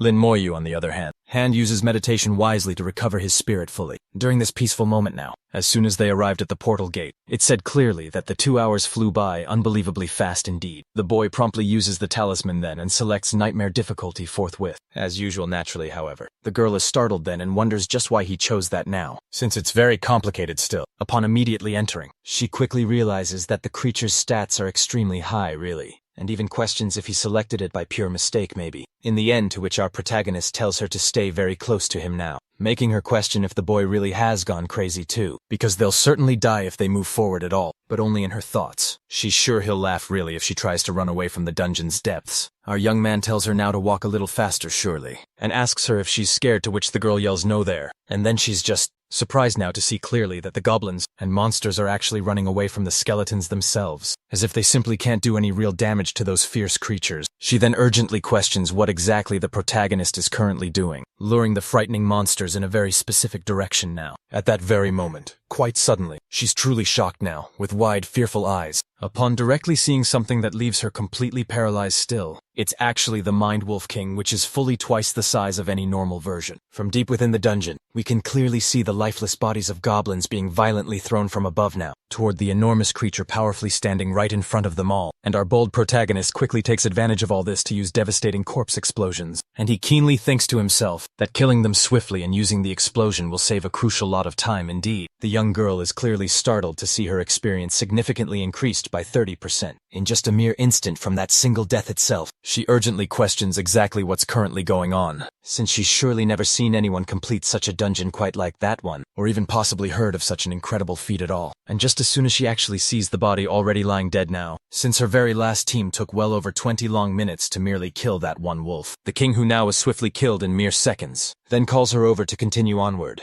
And CX Sui then asks if he's completing nightmare-level dungeons alone now. The young girl asks him if he's been doing this solo since level 10, to which our main protagonist coldly replies, yes indeed, without even any hesitation. Only 10 short minutes have passed since they entered, and they're already nearing the very end at an overwhelming fast speed. For this surprised young girl, previous teams usually took over an hour just to reach the final boss, and our protagonist is indeed doing it so easily now. It seems almost natural, and just exactly like that too. She then quickly notices the formidable final dungeon boss was also killed swiftly in seconds by Lin Moyo. Following immediately this, both of their experience bars quickly grow now, and it's now visible that our boys have suddenly leveled up directly to level 15. Then upon carefully observing her very own bar, she states directly that the gap between them increases once again in the end here. When directly checking the rewards now, she carefully notices there's a longsword instead of expected staff, and our main protagonist simply asks if she actually needs it now, to which she readily says yes, since it's a truly unique item and the very best one for those under level 20, meaning that she'll have to ask her dear dad for money to actually buy it. But then she picks up the item our main protagonist threw away earlier, which is actually the absolute rarest object inside that dungeon. The exact one she needed, grateful now. The young girl asks if he truly doesn't need it anymore, to which he simply says he has a fine spellbook and doesn't particularly like using a staff that much anyway. She says she didn't even quite notice where he got the book from initially, and asks if the boy just doesn't care at all about the stats weapons usually give. Our protagonist thinks that gathering corpses and blowing them sky high is the best ultimate option, because it clearly saved a huge amount of valuable time. And with a few more runs like that, he can easily reach level 16 soon. Kneeling right next to the fallen boss, he apologizes quickly, saying he'll unfortunately have to eliminate it a few more times to get much stronger. The girl then curiously asks what exactly he's doing, since the poor monster clearly can't understand him anyway, to which he replies it's merely a habit of his that helps maintain his sanity level. She looks at him now and wonders who even apologizes seriously to a boss, since that creature is there to kill them above everything else. After all this, and then she states our protagonist is quite a strange guy, but actually kind of cute really, even with these horrible creatures around. Our protagonist states they're leaving now and continuing onward, and the girl follows him closely with a bright smile on her lovely face. As soon as they're instantly teleported back, the boy uses the very artifact again so they can go for another exciting round. In the second dungeon now, it's quite clear they got more new equipment, and even the girl looks much happier now. 5 runs have already quickly passed, and just only with that, our protagonist has now gained a truly massive amount of hard-earned experience. The girl then says the talisman is finally fully depleted, and there's still a day and a half left now until the big exam, meaning they can still totally clear it maybe 2 more additional times. Then Suexu states, the protagonist is incredibly close to fully leveling up, and could really perhaps end up being a true champion in the end. She explains that if he earns enough valuable points, he could be indeed very useful indeed at Xing University now, and might even really get a chance perhaps to enter the University of Creation. They say that's the elite of the very elite, to the point where the best member from the city of Shiha finally got in, and was truly the only one who could ever manage it. She believes our main protagonist could certainly be the second, and Director Liu would smile with real extreme happiness because of all of it. The Amber Boy truly wants to enter Xiaojing, especially because his sister is there, but he'll take quite a look if he simply gets the big opportunity. The young girl quickly and keenly notices the protagonist's close friend, who is definitely struggling quite hard to find a group just to enter the dungeon, specifically because he's still a level 11 knight. Lin Moyu clearly notices this and gladly says they'll take him along now, and the girl wholeheartedly agrees, with an excited little smile. We're then taken onward to another new place where an older stern man shouts, questioning sharply just why the dungeon was shut down entirely, since it could absolutely have caused a terrible war among the country's key powers. For at least a few safer days, it's truly better to stay right at the guild, since he surprisingly managed to reach level 16 and still has to wait patiently for the upcoming exams. The blonde guy then asks what they're intending to do about Georgie, who sadly has been missing now for quite a while. He admits he's genuinely worried about the whole situation, and the old man solemnly says he fortunately found someone who surely will be able to track him down quickly. And further,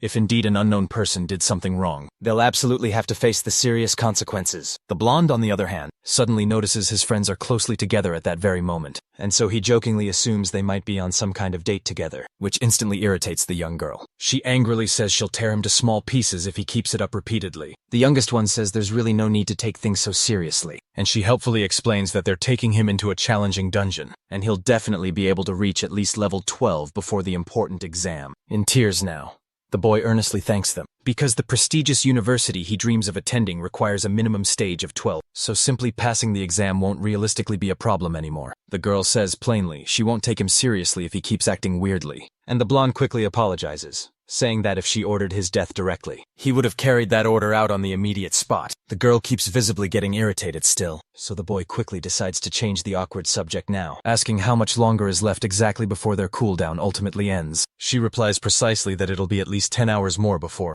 they can finally enter the dungeon once again and fully complete the challenge. Realizing all this clearly, the knight says he'll just go kill some wild monsters alone, and enthusiastically wishes our main protagonist all the best luck in winning Siuxu's lovely heart. The girl is quite annoyed, so she throws a powerful fire blast directly at her insolent companion there, who keeps foolishly making those irritating remarks. Desperate, the other silly guy quickly runs off fast, fleeing the huge fire blast amid loud laughter. Sudexui clearly says he's a complete idiot now, and our clever protagonist says he's just simply the type who dearly likes to tease others, so she doesn't really need to worry quite so much about what exactly he says then. 10 long hours later, the blonde guy loudly says they absolutely must have obviously chosen the incorrect difficulty, since clearly this one is nightmare level indeed. To which the girl simply tells him to just go with the flow instead, and with a confident tone now, she says firmly she's certainly not going to be the only one impressed by our protagonist's exceptional abilities anymore. The blonde immediately says that in nightmare difficulty clearly, a monster could quite easily kill him then, and the girl tells him sharply not to hide behind a mage now, since she actually has even less defense than he does. Meanwhile, our protagonist now uses his powerful corpse explosion to eliminate the formidable dungeon boss. Quickly and efficiently without any real trouble, his companion exclaims it's absurd completely, because a creature indeed, like that usually needs a whole group of people to be killed properly. And even then it's significantly difficult, though the girl calmly says it's simply not that serious anyway. The knight promptly says he'll willingly be the protagonist's lackey even, asking eagerly to be taken on future raids too. And in a comedic tone of voice he says now he truly has no pride left since he just can't be the knight type now, when his own boss is standing right there in front of him clearly. Our boy now says he can finally let go indeed, implying now he'll certainly take him along too, and then thinks to himself just one more dungeon run and he'll reach level 16, with his companions already at levels 15 and 12 respectively. After all that, it's just a simple matter of time until the great university exam begins soon. Sometime later on now we see the very top of the wall where one of the men says, "Today indeed is the children's return day finally." A woman quietly says she's already imagining all the results now,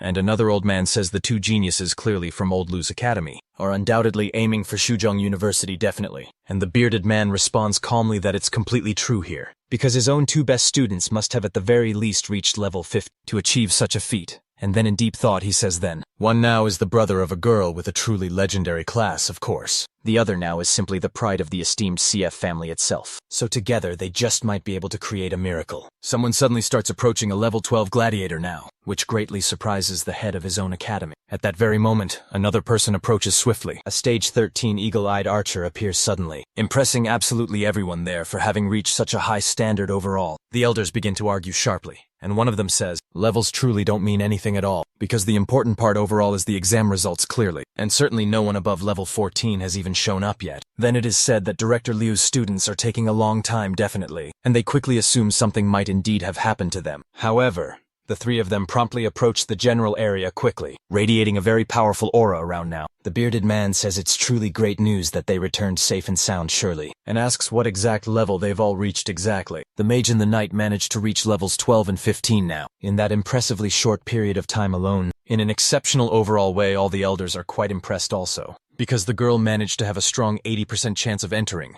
Sijin University, making the old man very proud indeed right now. However, our protagonist proves to be the most surprising one indeed, as he is currently a level 16 necromancer outright, shocking absolutely everyone present now, because he accomplished an unbelievable feat truly, for the second sequential time in a row in this entire era. And one of the elders notes aloud that they must have completed a dungeon, non-stop it seems, and looks intently at the equipment they're wearing, items specifically from the Goblin Chief set, which are so rarely dropped during the waves of that wretched place now. The elder promptly then says aloud, they really should get on a bus that's heading straight to the academy, and silently thinks to himself now that these impressive youths have left all of the elders completely astonished here. Our protagonist keeps clearly in mind that it's quite plausible indeed to aim for first place outright, to certainly get into the prestigious creation seminary soon, as proper entry is guaranteed the very next day surely. His spiritual energy is now fully recovered completely, and he possesses a total of 100 skeletons with 25 status points overall, making him currently physically at his ultimate peak state. The blonde, now upon seeing our boy here,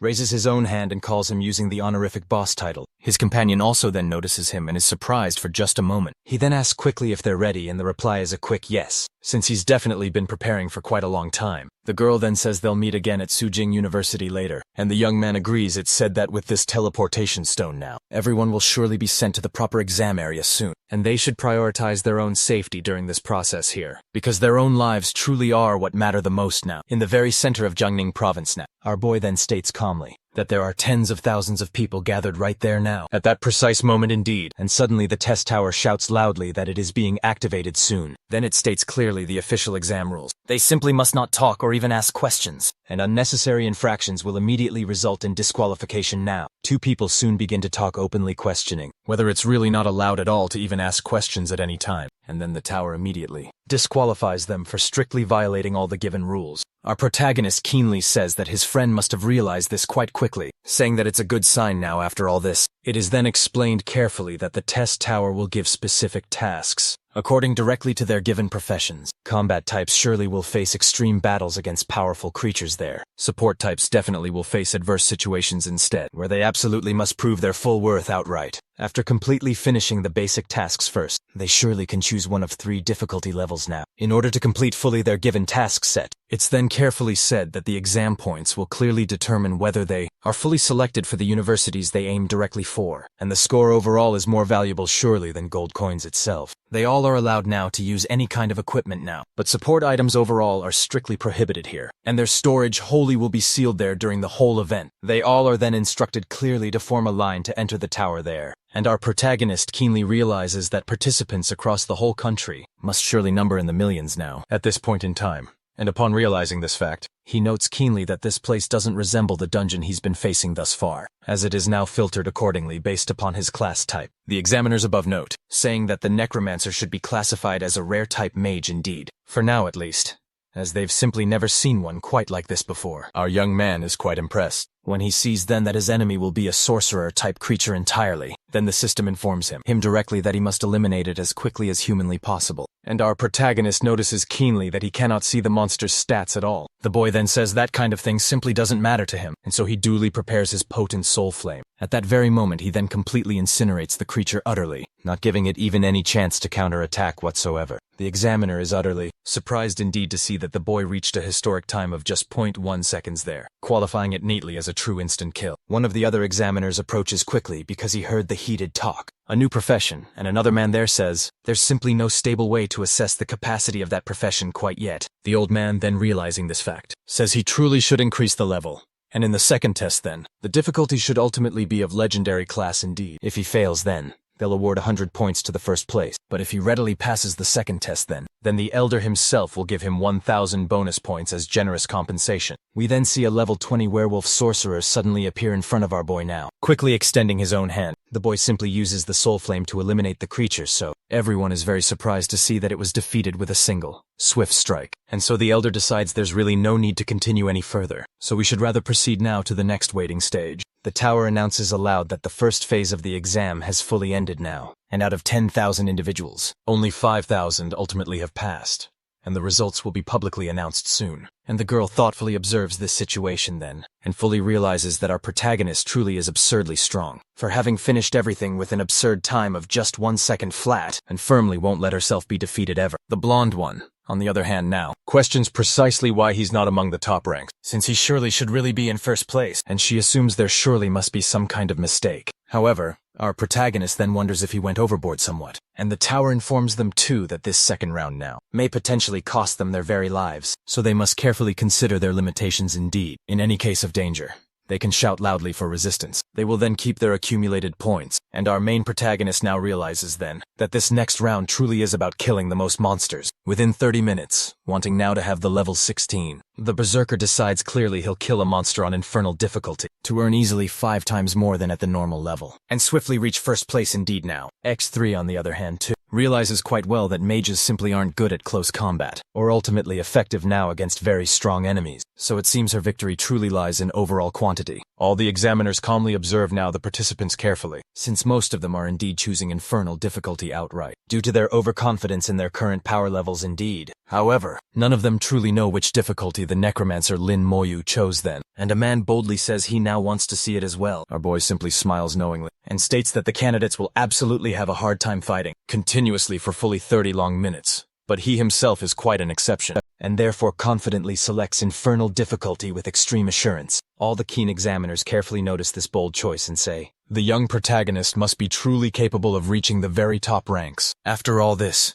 young man seems as if he came directly from heaven. Soon, elite werewolf warriors are bravely brought in to fight against them all. Level 13, which truly doesn't surprise our confident boy. He calmly says their stats are extremely low now, and boldly claims that candidates simply wouldn't have a chance to eliminate creatures of this moderate level. Then he instantly uses his special ability immediately. His current level is 16. Skeleton warriors are now summoned to the battlefield to bravely fight, and the boy smoothly and easily eliminates the fierce creatures, while thinking it usually takes 5 seconds for others to appear right now, so just 2 skeletons are certainly more than enough here. Everyone is completely shocked to see that his summons are extremely powerful, and also that this new special class is far stronger than anyone had ever imagined. Blonde eyes burning intensely, yells for absolutely everyone to come at him now, and the administrators now think he clearly doesn't know how to manage his energy well. In the true end, even Sueksu, who chose a slightly easier difficulty, it's currently just 1 level above him now. However, everyone eventually ends up seeing that our protagonist is simply sitting down, calmly eating while his summons do the intense fighting, and they all make a distinct note of it. The oldest examiner says the boy is quite interesting after all now. Then Wang Zihua declares loudly that it's finally all over, and he firmly states he must have eliminated 50 infernal difficulty monsters, assuming that first place is his.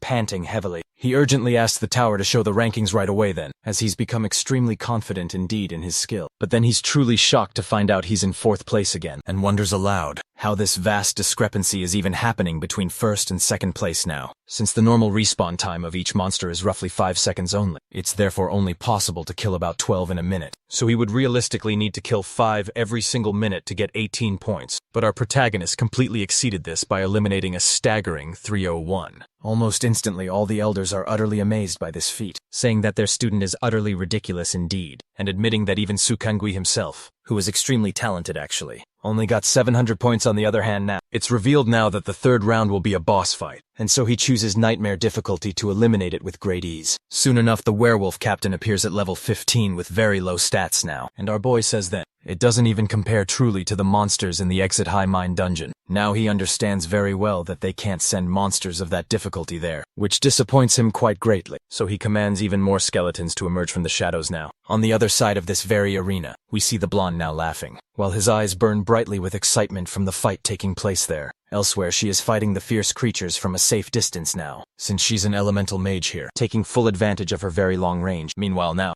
another person uses their strong invisibility skill to hide well from the monster, and strikes swiftly with a critical hit. When the perfect chance arises, however, our protagonist once again instantly kills the creature, proving that his summons can even effectively use skills in combat. They just can't even evaluate the true extent of his raw power, so they decide to wait now until the 5th test round, to truly see how far he can ultimately go. However, our protagonist Upon carefully observing the list, notices that his good friend Gao Yang is also giving his very best effort, having even reached rank 670 even as just a night class. Then it is clearly announced that the challenging 4th round of testing will soon begin, where all the enemies will be significantly enhanced, and they must now choose whether to give up entirely or bravely continue onward. The blonde man, quickly noticing this, realizes that this is his golden chance to shine brightly and reach first place overall, finally entering the place he truly longs for always. With the current rankings as they are, they won't have effectively any trouble quickly entering the top 100 prestigious universities of the vast empire, so he will deeply respect those who bravely chose not to give up yet. Each person will indeed face 10 full waves of monster attacks, totaling 100 enemies exactly, and after 1 more minute precisely, monsters from the next oncoming wave will appear then. The very last wave ultimately will be composed of a boss monster alone, and only those who decisively kill all creatures present will fully pass the test overall. Each enemy slain is worth a total of exactly 10 points here. And furthermore, upon completing absolutely all levels, the accumulated score will simply be doubled at the very end now, allowing potentially for a grand total of over 2,000 presently. We can certainly see that there are beastly warriors right there, mages themselves, and even experienced fighters clearly among them as well. The respected elders really want to see how our main protagonist will perform overall in this very test specifically, since clearly the best way now to defeat any summoner easily is to eliminate him directly. However, the wise elder believes strongly that this round simply won't be adequate enough to stop Lin Moyu himself, as he actually has an extremely positive gut feeling overall. And right with that, our brave boy confidently says here, this undoubtedly is the perfect time for his grand army to start seriously warming up now, and swiftly eliminate all the scary creatures straight ahead presently. 3 fierce skeletons absolutely are more than adequate enough to fully handle the creatures right in front, specifically to eliminate the enemy mages.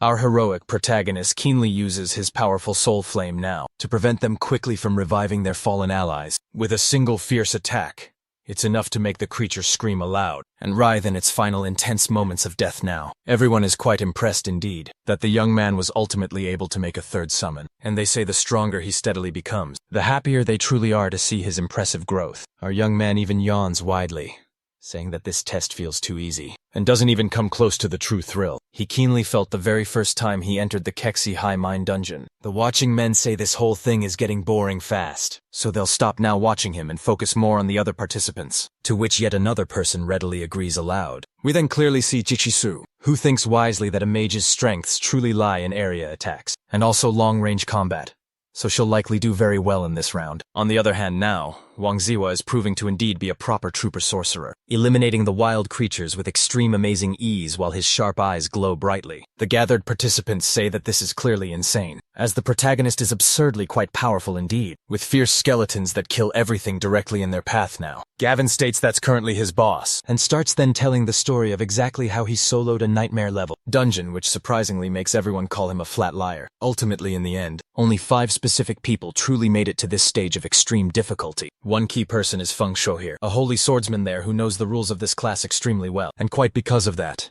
is achieving excellent evaluation scores. On the flip side, Wang Zihua used his berserker ability in battle, which quickly increases his overall strength by 500% for just 5 minutes now, but sharply decreases his speed by a huge 200%. It's instantly clear that with this massive power boost now, able to eliminate all of the monsters far more easily than previously before. However, our central protagonist, on the other hand, states that this very final wave of fierce monsters has finally arrived now, and swiftly eliminates it without almost any difficulty at all. Then a man formally announces that the 4th round of testing is completely over now, and only a final 5 candidates fully remain now, showing the definitive ranking board where indeed our protagonist proudly takes first place, and everyone indeed is shocked to see it unfold. The intense 4th round was already total hell itself, and they truly can't even imagine just how the 5th will be. The blonde states clearly that according to his calculations now, the final stage ultimately will determine the winner of this current round. The girl confidently says she's among the top 5 right now. So, logically, she should be able to enter Xiaojing Academy without any trouble at all. And quickly we see Zhuo Mei, who shares the very same goal here, and she is giving absolutely her all to get into that renowned university. But the man firmly says they positively must give it their absolute best shot. or regrettably they will disappear quickly among the eliminated ones. And indeed, if they really want to enter that university, they absolutely must push themselves further onward. Our brave protagonist and his loyal companions all together state clearly that the vital moment has finally come forth, and the demanding rules for the intense 5th round now will be fully revealed. They all soon will be taken to a truly special place called the battle space, where intensely there will be over 100 fierce monsters per grueling round, including powerful captains and deadly bosses there. Everyone really must pay close attention now to the pace of their eliminations constantly, and also the change in score, as this place is divided into 5 distinct stages. Each stage, notably, grants different points to those who enter. Specifically, when they enter that particular place, the examiners, crucially, will only be able to see their score changes. So, if they have any aces up their sleeves now is truly the crucial time to use them all. We then clearly see a chart explaining each round, specifically the points obtained and especially the level of the creatures present. Upon arriving, our protagonist acutely realizes he can feel a deathly aura all around. He assumes an unimaginable war must certainly have taken place right there. He firmly concludes that this place is meant to simulate a much more advanced and true battlefield. A battlefield where death happens at virtually every moment, it seems. And when deeply analyzing the creatures now, he keenly notices he can only see their levels indeed, without any information whatsoever about their stats or abilities at all. Looking up further, he notices that the haunting sound is coming from other monsters now, calling out loudly to their own companions nearby. When, notably, one of his skeletons attacks swiftly, it sadly can't kill the enemy immediately after all, so he quickly concludes their constitution must be even higher than expected. But that's really not a problem, because he can very easily land a second blow to finish them all off, without issue.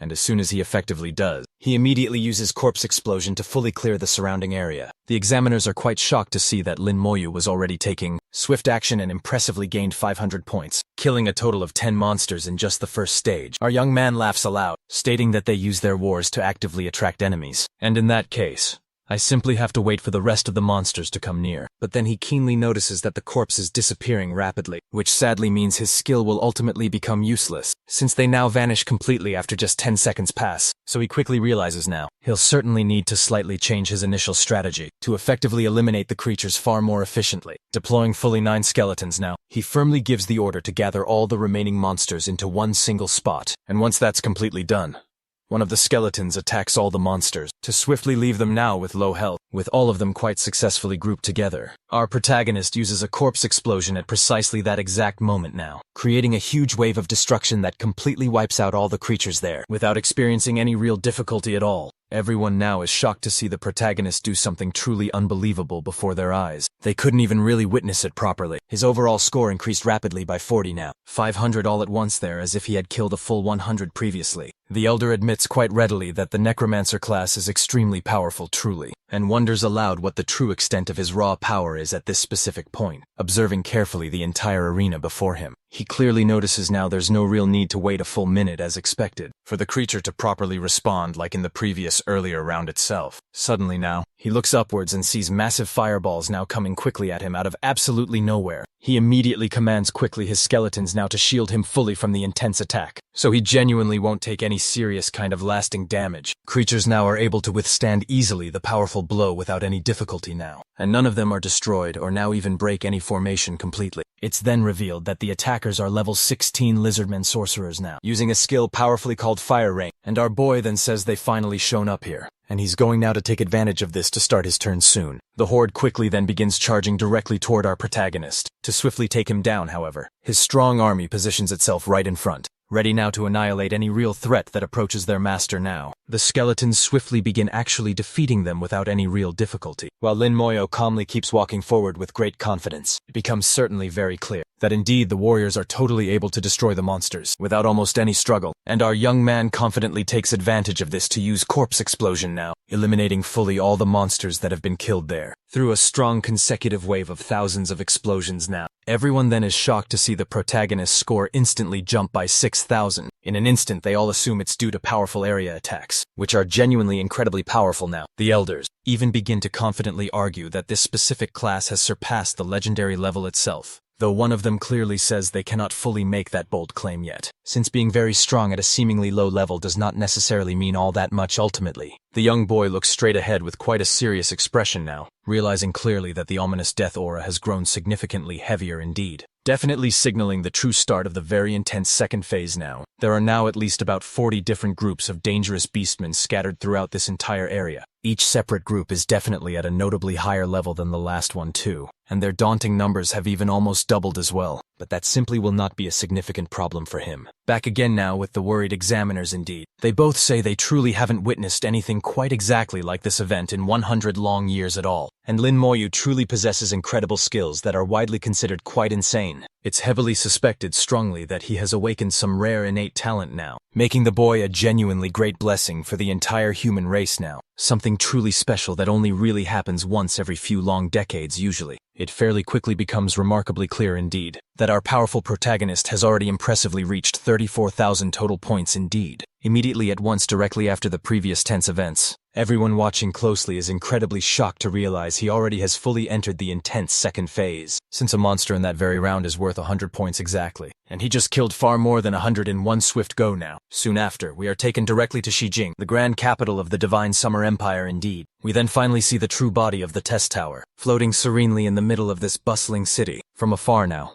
a dark aura begins to slowly approach the place, causing even the animals in the street to clearly sense his dark presence. A sudden, fierce attack begins to quickly fly toward the mighty tower. Shouts ring out, asking who would dare to make such a reckless move here. It then swiftly forms a huge golden hand to firmly defend itself now, while the dark shadow declares boldly that the facility cannot stop its attack at all. At this crucial moment, we soon clearly see both dark energies clash violently, creating a very strong shockwave indeed in the surrounding area. The tower's defense system questions whether the vile creature truly desires death itself, and fiercely charges toward it, using the powerful golden hand directly. The terrifying beast, on the other hand, says calmly this is merely a temporary clone only, so it can easily be killed now if desired here. However, there are still innocent people inside the test after all, really. Suddenly, then the golden hand completely crushes the creature's head, eliminating it now with relative ease and power. People are flying around stating loudly they didn't quite expect the remnants of the abyss to launch a stealth attack targeting the children who represent the future of this very country. They even managed to infiltrate the space tomb right inside the tower, which is directly derived from the abyss itself in origin, thus truly benefiting them greatly. The man specifically known as Bai Yuan says that time is simply not on their side here, and one of the other men replies it will take roughly an hour to adjust things now. On this end now, our protagonist wonders aloud just what's going on exactly, and also what happened to all the monsters that suddenly disappeared strangely. Then suddenly someone steps quite forward and catches fully his attention, appearing familiar indeed. It's actually Kosei Akashi right there, making our protagonist question deeply in his very thoughts what happened at all, since he realistically shouldn't be meeting any other candidates now. The girl explains clearly that she was killing monsters before, when they suddenly just vanished inexplicably, and our protagonist then admits he's simply not sure what's happening currently, as indeed this whole situation is clearly abnormal in truth. Quite suddenly, other people arrive at the intense scene. One of them happens to be Wang Zihua, who urgently asks what's now going on here. Suven, the one known far and wide as Godbai, appears floating above and urgently asks the children to listen intently to him. The worried elders outside question just why this being has appeared now, as they simply don't fully understand what's happening inside the battle space now. Then, the oldest one carefully explains it all. That dark demons from the abyssal world have invaded this very battlefield, and they are swiftly working to correct the space's broken rules, which ultimately will indeed take 1 hour. Gaisu is seriously shocked now, as she sees no viable way they can survive. But the brave man quickly reassures her fully, saying powerfully that if they join forces together, they surely can endure steadfastly against the abyss itself. He then firmly declares that the true children of Shenzhou will not fear true battle, or even death itself.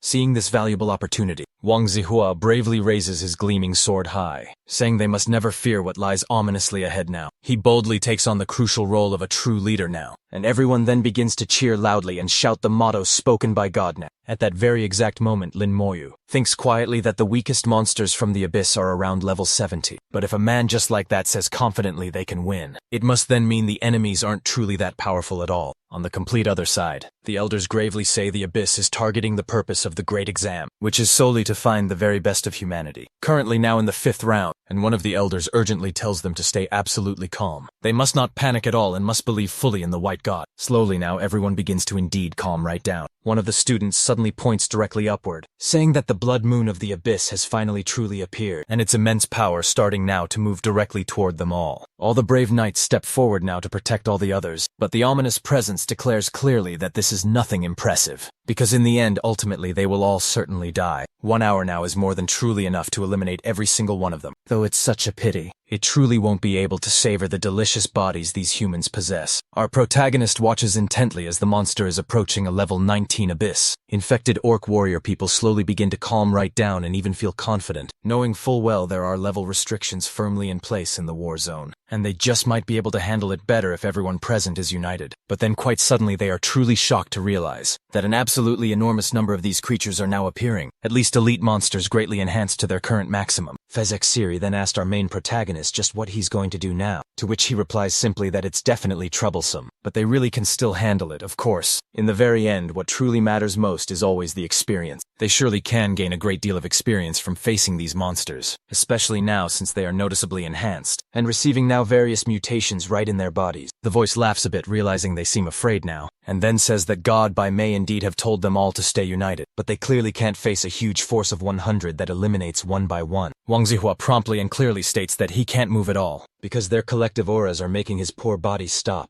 responding fully to his commands now. Meanwhile, the others up on the podium draw their own weapons, preparing themselves for a battle that seems incredibly difficult. Our brave protagonist steps forward now with confidence, and his growing army begins to advance forward without any fear at all. Kaseksu then questions exactly what he's doing, since there are roughly 100 level 19 elite monsters gathered there. He can't possibly handle that, however. Our brave protagonist tells his dear friend to simply go back, which she firmly refuses outright.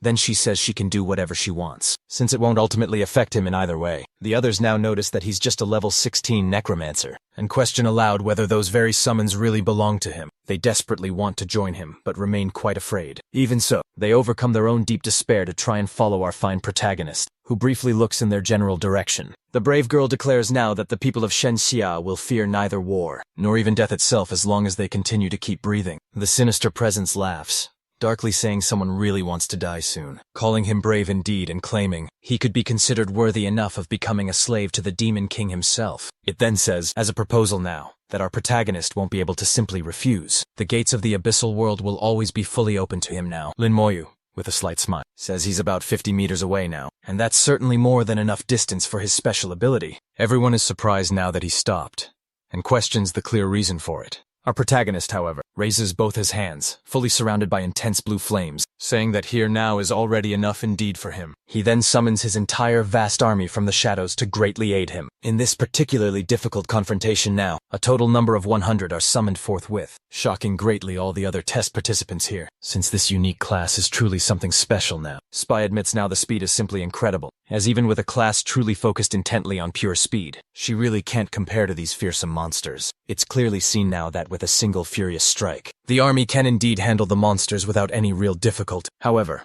some of them still remain alive, and even manage to counter the skeleton's attacks there. At that moment shown, we can see their constitution has dropped low, which our protagonist estimates now must be around 3,000 strength power. He then keenly thinks that for them to withstand further attacks, the creature's true constitution must be around 3,500 now, which is effectively perfect for quickly using corpse explosion now, since it gets much stronger as soon as one is eliminated completely. We clearly see our boy gain the equivalent of 8,000 experience points now, which is indeed a good amount specifically at that intense moment. He then smartly uses corpse explosion to eliminate them very easily now, and gather all the key points for himself alone. And with that, a striking flash quickly appears brightly in the sky now, marking the beginning there of something much greater soon. Everyone truly wonders exactly what happened quickly, since the original body that was there has now completely vanished amid a blast of fierce energy. Then it's revealed now that those who die by explosion wholly turn into another, larger and larger blast afterward, just like a huge chain effect. They are absolutely shocked that he killed them all, and they question just what kind of ability that truly is, and why it's so incredibly powerful. The berserker asks aloud just how Lin got so frighteningly strong, and says he himself should have awakened that class instead of his very own. And everyone around simply agrees that the young man is indeed incredible. The president says firmly that's impossible, That kind of immense power simply shouldn't exist at all in the world, and declares vehemently that the protagonist has angered him greatly, and he will personally drink and feast on his flesh to make up fully for it. Soon the dark moon begins to emit terrifying dark energy, causing several grotesque monster cords to suddenly appear all around the immediate area. The spirit questions what he'll actually do now to deal with this dire threat, since everyone present there is going to die at this very moment surely. However, our steadfast boy stares intently up at the dark moon, stating clearly that the demonic presence truly must be in that ominous place. And furthermore, his tireless skeleton warriors withstand bravely all kinds of incoming attacks, and swiftly eliminate the fearsome creatures coming quickly to the surrounding area. Then our brave protagonist takes this opportune chance to launch a corpse swiftly, along with himself together toward the enormous, malevolent floating orb, which is indeed the moon demon itself.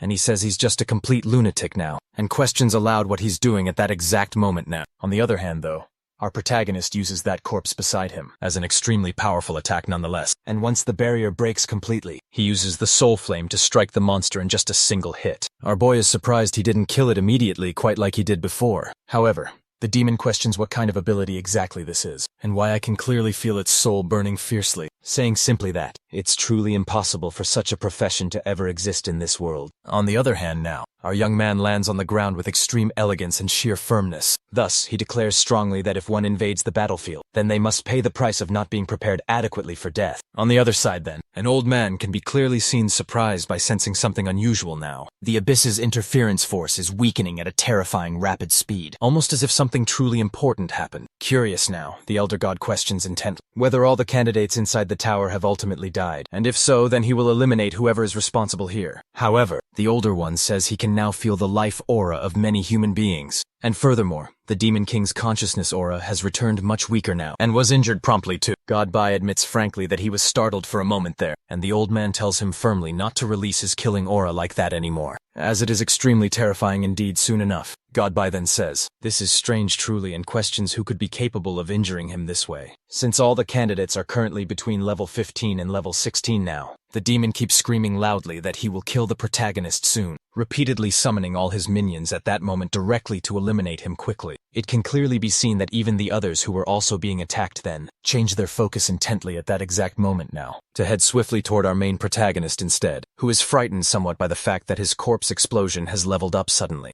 and wonders quietly if it's because he used it repeatedly beforehand. To test its true power, he decides intently to watch the army coming toward him now, while declaring bravely that this is indeed the right moment to shine now. Right at that moment, our boy managed to level up tremendously well, mainly due to those massive corpse explosions. Indeed, everyone is quite shocked by all of that, as he is using these strange creatures now to rise up in stage quickly. And thus he states clearly that they are safe now, thanks to him alone. Our boy promptly orders his strong army to throw all the bodies toward the moon above, and once done quite well, he says their presence cannot escape anymore. The Demon King promptly states then that he will remember him well, and that once he finally reaches the abyss down below, he will punish him severely. But he is soon interrupted sharply by our protagonist's powerful corpse explosion there, which causes truly immense damage. Right at that moment, the fierce battlefield returns to normal now, and everyone is quite surprised now to realize they finally managed to win. The Abyss's consciousness has indeed been completely eradicated now. In this whole complex situation, even the tower itself is managing to restore itself fully at this moment here. And because of that fact,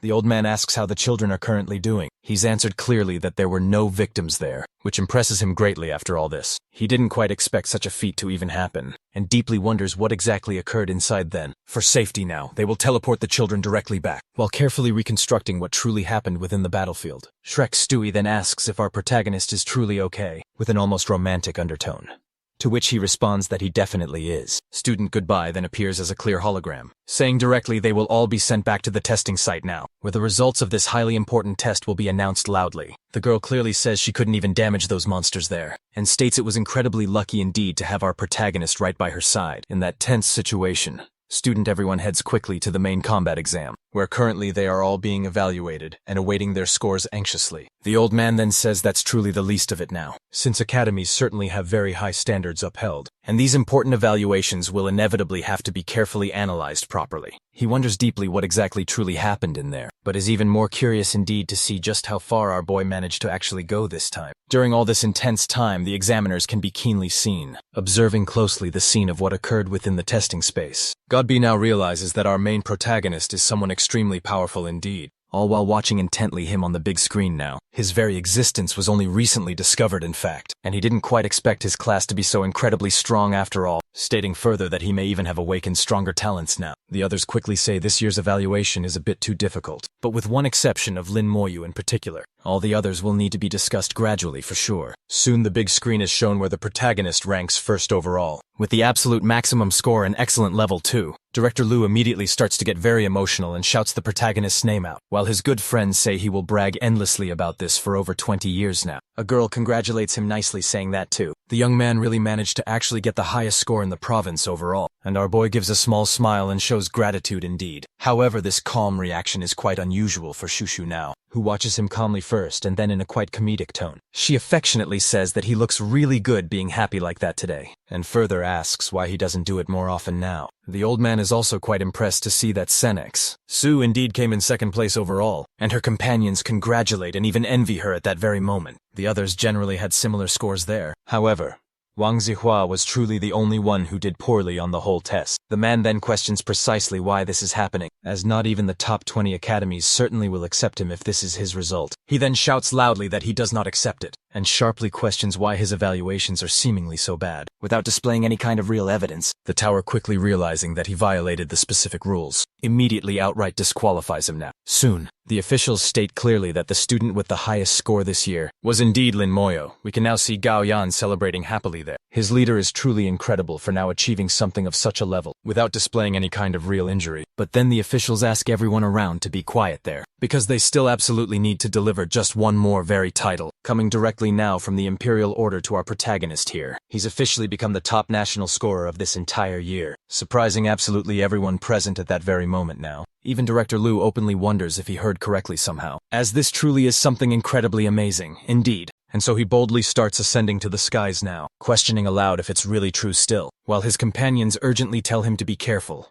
not to die in the process. The other observing students become extremely excited then, that our protagonist achieves something of such a truly high level, and excitedly start shouting his given name out. Soon the other candidates recognized his truly excellent approach to sincerely congratulate him on his amazing result, and personally thank him for the important help he gave them. They both then say they will meet again at Shaojing Academy later, and will definitely treat him to a wonderfully good meal. Shibek Sui comments that he's a guy who just doesn't talk much, and even though they've been classmates for a full 3 years now, they certainly haven't exchanged more than maybe 10 words in total. However, our serious protagonist seriously states precisely that he has used a total of 26 full sentences with her so far already, and this statement leaves her embarrassed slightly, while the others chuckle rather slightly there, realizing they actually clearly have a great unique relationship. We now see our main protagonist's house, where he proudly says he'll be going to the very same academy as his sister. He then announces to his dear grandmother that he got the best national score overall. Very soon afterward, there is a knock at the front door calling specifically for him. Precisely at that moment, just as he opens it, he immediately realizes it's Director Liu himself. He directly asks why he's there in that exact unexpected situation, and suddenly, he feels an overwhelming presence quickly coming from directly behind. The man is turning what simply seemed to be a simple friendly visit into something palpably much more intense than before. The boy states clearly that with such a terrifying aura, he honestly can't even breathe as easily as he did before now. Very soon,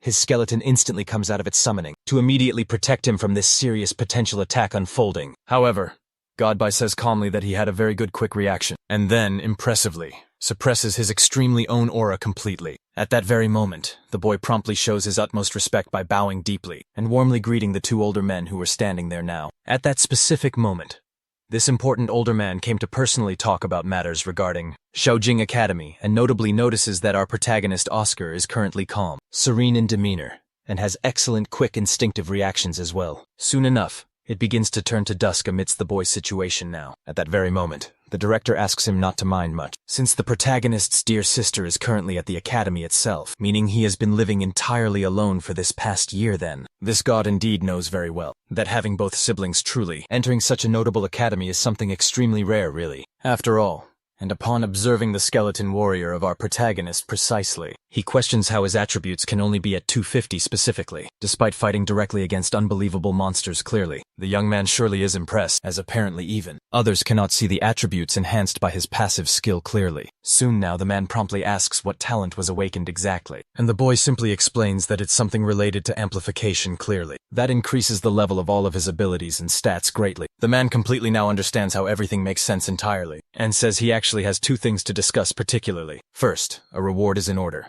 and secondly, taking him to the academy fully. Our young man then asks what kind of test will take place exactly in the coming days, which was mentioned earlier by the elder, and he is told that sadly not many details can be revealed just yet. Lin Moy seems surprised that it's entirely up to him to decide indeed, and since it's such a closely guarded secret, then the true nature of this objective must surely not be ordinary then. The man calmly explains that he can't really say too much now, but this special test is certainly a very rare opportunity indeed, and originally he wouldn't even have been deemed able to participate in it, and our young man promptly accepts the offer. Soon after this, the man softly laughs, saying he will now formally hand over the rewards for the national first-place victory, which apparently consist of some quite valuable skill scrolls it seems. The old man first hands over a card loaded with 100,000 points in total, due directly to his excellent score, where such a high score is worth even more than gold coins at this academy. And the second part of the reward consists of skill scrolls that are extremely rare indeed, even for those most experienced individuals. As for the third item reward, it sadly cannot be given right now, as it will closely depend on his future performance in the actual battlefield. Space within the Summer Divine Tower itself, being indeed something very precious to behold. Our young man fully understands all this, and then states that for Lord Bai to be reminding him of it now, it must be something extremely important to actually do in that tower. The man simply tells him now to get ready, because he will personally take him to Shuijing Academy right away. And outside,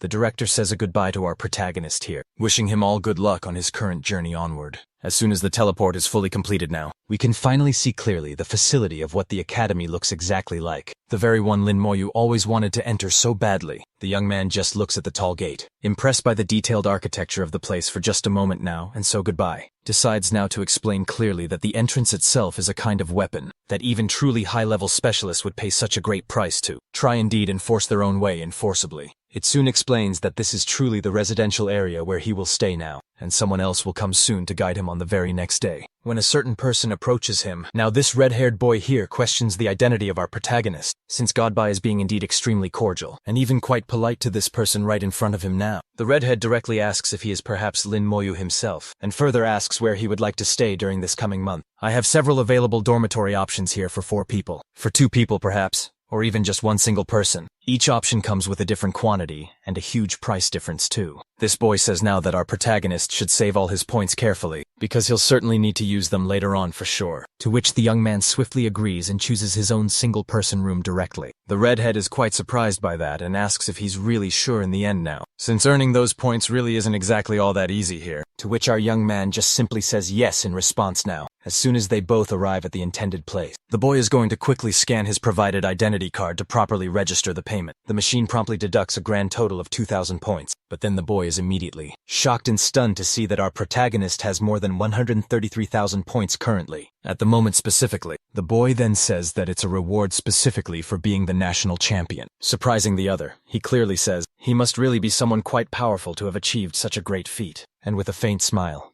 he says that this room is now officially his dorm, and tells him kindly to get good rest, and also not forget to pick up the communication device too. Our young man then looks out the window there, and notices many people practicing their unique skills, and in this kind of vibrant atmosphere, he thinks leveling up will be pretty quick indeed. The very next day, someone rings the doorbell, causing him to quickly end his peaceful meditation, and a familiar face now asks if Lin Moya remembers her at all, to which our young man replies he would never quite forget someone like her. Soon after, they both head straight out, and the assassin directly says she's taking him to grab some breakfast first, and then show him thoroughly around the academy. At the cafeteria, we see now that our protagonist is grabbing a bit of food, while his close friend is busily piling her own tray high now. The girl is clearly surprised that he's using points to pay now, and tells him gently not to, because they readily accept coins at that very location. Our young man simply says he doesn't readily have money, which makes the kind girl say she'll lend him some whenever needed now, but he really shouldn't waste points since they're quite hard indeed to earn. Luckily, only a mere 5 points were spent this time, but then she quickly notices something more that catches her immediate attention. It's the striking fact that our protagonist has such a massive, incredible point total, which leaves her utterly speechless just for a moment here. As they both now leave, the girl explains again that he should use coins instead of points so freely, in places specifically where that's fully allowed and accepted. Even if he does have a lot saved, It's good to carefully save them for many situations. Our thoughtful young man has just handed over such a gift here, the very core of the powerful Goblin King itself, which is truly an extremely rare, incredible item. The girl says excitedly it's worth a huge amount of actual gold, and he could readily sell it for comfortably over 1 million. And she softly asks if he's really just giving it directly to her like that now. Our protagonist just says yes because she's proven a good friend to him indeed, which sincerely makes the sweet girl completely blush deeply now. And indeed she says she won't refuse it no matter what now. After some time passes, they end up thoroughly exploring the whole place, and our protagonist then gets to know all the diverse areas of the academy. The girl promptly explains now that the enrollment procedures are fully complete. Lin Moyu asks directly why he can't see information at all about his sister. She suggests that she might be on a confidential mission from the academy itself, and she may possibly have entered a more specialized school as well, such as perhaps the Divine Creation faculty. Maybe. The girl reassures him, saying he doesn't need to worry because nothing bad will happen. And so then, Lin Moya becomes noticeably more confident about heading to the main location now. As they enter together, the young woman calls out for her sister, Tao Tao, saying quite clearly that she brought the national champion there today. The girl promptly introduces herself now as an elven knight of level 23 indeed, to which our young man replies calmly that he is a necromancer of level 17 now. However, a mage standing nearby says firmly he must be joking openly, because clearly he can't just go around bringing people with absolutely no value into this important place, as if somehow they were genuinely important. Everyone directly around him tells him sharply to watch his harsh words, because the protagonist indeed got the highest score on the national exam. However, the boy then says that compared to them, that means absolutely nothing. He's seen previous scores, and they were all just a bunch of complete trash. He then directly approaches the protagonist, saying that he may indeed have been introduced by Mr. Bai Shen, but you shouldn't think he actually can do whatever he wants, just because he has strong connections within his hidden dragon team. Everything ultimately is about pure strength, and if the other dares to come along in this trial, then he better seriously keep his mouth shut, and not make noise or ever get in their way. Our protagonist now thinks that not even the young lady from the Xia family is actually as arrogant as this guy, and asks if he's ever washed his own mouth out with soap. Irritated now, the boy promptly asks what he just said while preparing a fire attack. At that moment, suddenly, the elven knight steps right in front and asks how he dares to attack, then promptly orders him to cease this,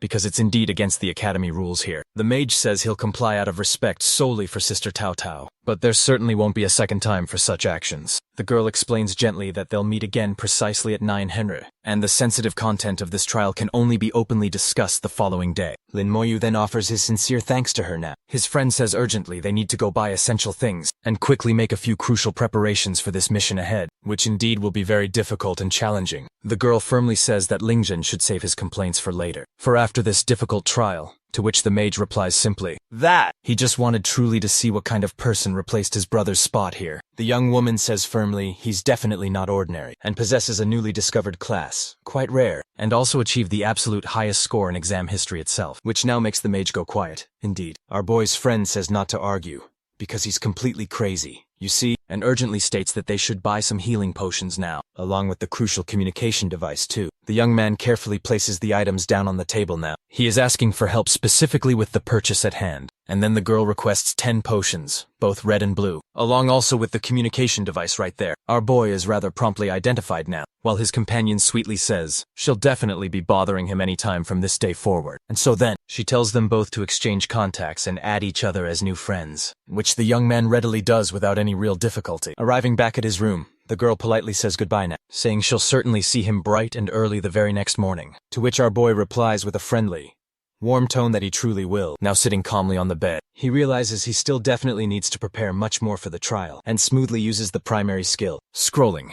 The system now informs him that everything indeed was successful, and that he acquired the action curse of slowness there. It reduces the speed of his enemies now by 50%, and lasts a solid 10 minutes. He then thinks his rare talent is truly capable of significantly enhancing skill sets now to an insane level indeed, turning a simple ability into something completely incredible now, in his very own hands overall now. He can thus be categorized as a summoner of attack and curses indeed, and regardless of the type at all of them now are important and very powerful truly. He hopes dearly to learn more skills in the future, to further then expand his overall arsenal now. The next day soon we see the girl calling him, saying the bright sun is already shining so early, and she's waiting downstairs now so they can have breakfast together now. After that moment, the team leader says that once they are teleported then, they really shouldn't wander off now, and the mage rather tells the boy not to slow them down now. The girl soon starts an argument saying they'll be fine, really, To which point the leader says they should sort this out after the trial now. And for now today they will introduce their specific classes. Miouyu hereby introduces herself now as an elder elf of level 20. Another person is a priest named Duan Gao himself, also currently in the same level range exactly. Lingzhen, with an arrogant attitude, boldly claims to be a sorcerer of level 21 now. Jing Tao Tao introduces herself smoothly as an elven knight of level 23 even, holding a very rare class indeed. Our protagonist and his friend introduce themselves calmly as a necromancer and shadow assassin of levels 17 and 19 respectively now. It's clearly stated that in this crucial trial they must work together as one, otherwise they surely will end up in quite a lot of trouble ahead. Soon it is said aloud that the Hidden Dragon team is completely ready to begin the teleportation to the trial right now. Everyone now is taken swiftly to a mysterious place unknown, where there is a dark tower,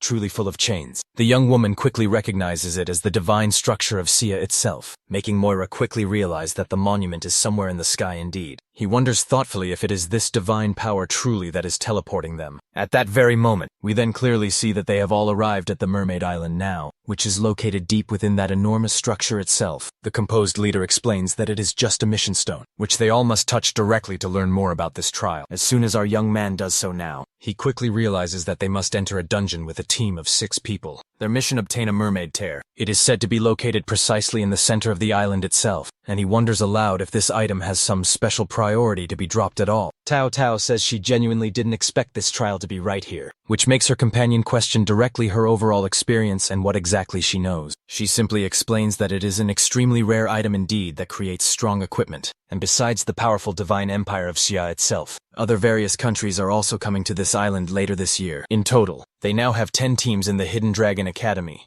and they are currently Team 2, which clearly means they will have to fight fiercely against teams from several other countries too. The girl asks what they will do practically if they encounter such enemies, and it is soon said that they strongly guard the dungeon entrance very closely, to actively prevent others from easily entering it themselves. But they surely must not let their guard down, as deaths have unfortunately occurred before now, and if a serious conflict arises, they positively must handle it appropriately, so their very lives are not in critical danger. Our brave protagonist tells his worried friend not to fret. After all, they surely won't face that kind of harsh situation again soon. Once everyone is fully ready, the keen leader asks Duan Gao to apply the buffs now. These buffs are quickly given to everyone gathered there. At that very moment, our protagonist keenly thinks his stats increased by a great 30%, along with the potent power of this key ability by 20% too, lasting for a full hour.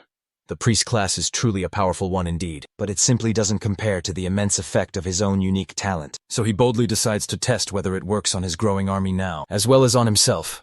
Everyone is startled to suddenly see an undead summoning unfold, which the skilled assassin says is quite cute, and even protected her once before. Our main protagonist now asks to further boost the status of his rare summon, which the other man promptly and clearly understands indeed. He then states clearly that his granted abilities cannot be applied to the strange creature, and the thoughtful Lin Moyu thinks his unique talent is interfering directly with the total amount of damage that can be delivered overall. However, not clearly knowing this yet, the blunt sorcerer says the strange summon is as utterly useless as its own master, since it simply can't even properly receive buffs either. Our brave protagonist now, together with his warrior, cautiously observes him closely, as if they are indeed ready to enter a truly decisive battle right away. At that very second in time, Mage, with his staff fully charged, asks directly if our protagonist desires swift death. Quickly, the leader steps right in front and asks sharply if he's gone completely mad instead, saying they're in the heat of a trial and they can absolutely fight later on. However, Ling ends up immediately feeling a strange, dark sense of approaching death from the summon, looking directly at him, and his entire body becomes unusually cold and stiff like a board lying still. The crucial trial soon begins now, and everyone must run immediately straight to the distant island. At that tense moment, their prime target is the dangerous mermaid dungeon lair, and truly for that, they'll urgently need to move quickly onward and wisely avoid fighting more monsters if at all possible here, which everyone clearly understands now fully. A massive creature can easily be seen far off in the distance, submerged beneath rippling water, apparently cooling off gently, but then it quickly dives even deeper into the dark area to seemingly hide below, and very soon it powerfully leaps up high out, revealing itself fully as a menacing level 19 merman soldier, that then viciously attacks the fearless team leader up front. However, the skilled girl manages to immediately counter strongly using her sharp daggers along with her sturdy shield held high, successfully handling the strange creature with absolutely no difficulty. Following directly this, the agile assassin jumps right over the monster,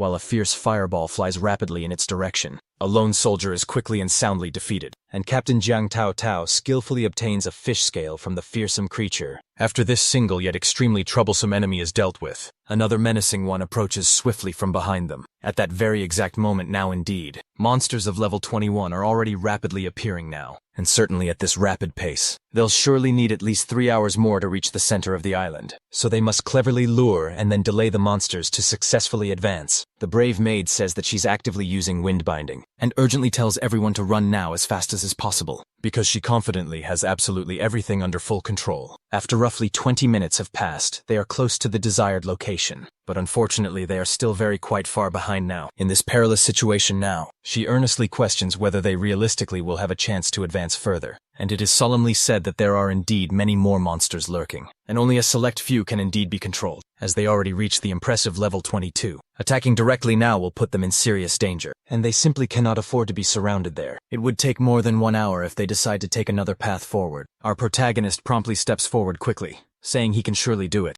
The skeptical mage mocks him, saying he's just a level 17 rookie now, who perhaps should just keep hiding safely behind the women. In this tense situation, the captain asks exactly what his plan might be, and he calmly says he can simply use his skeleton warrior to effectively distract the Triton monsters there, and thereby create a crucial opening. The young woman understands this tactic and is understandably surprised, then says she'll readily leave this delicate situation entirely to him. Quickly now, the strange creature charges decisively forward, and everyone keenly notices it possesses extreme agility indeed. Even at just level 17 with a seemingly clear path now, everyone resolutely moves forward to head toward the very center of the island. Soon, the dedicated skeleton is recalled back into the summoning space, while the composed leader says Moyu did a great job, and she owes him a lot, certainly. Right at that moment, the mage keeps on saying, they surely would have already reached the mountain's very top, if indeed his brother were truly there. And then, the assassin tells him sharply to shut up now, because he can easily go all alone if he wants to go. But the sorcerer continues still being terribly arrogant, and says aloud, the protagonist is utterly degrading himself, and not showing anything truly useful. Moyu says firmly, this is surely the last chance he's giving him now. Suddenly then, the girl ends up shouting loudly for everyone to run as fast as humanly possible, because several huge monsters are surely coming quickly toward them all. And soon,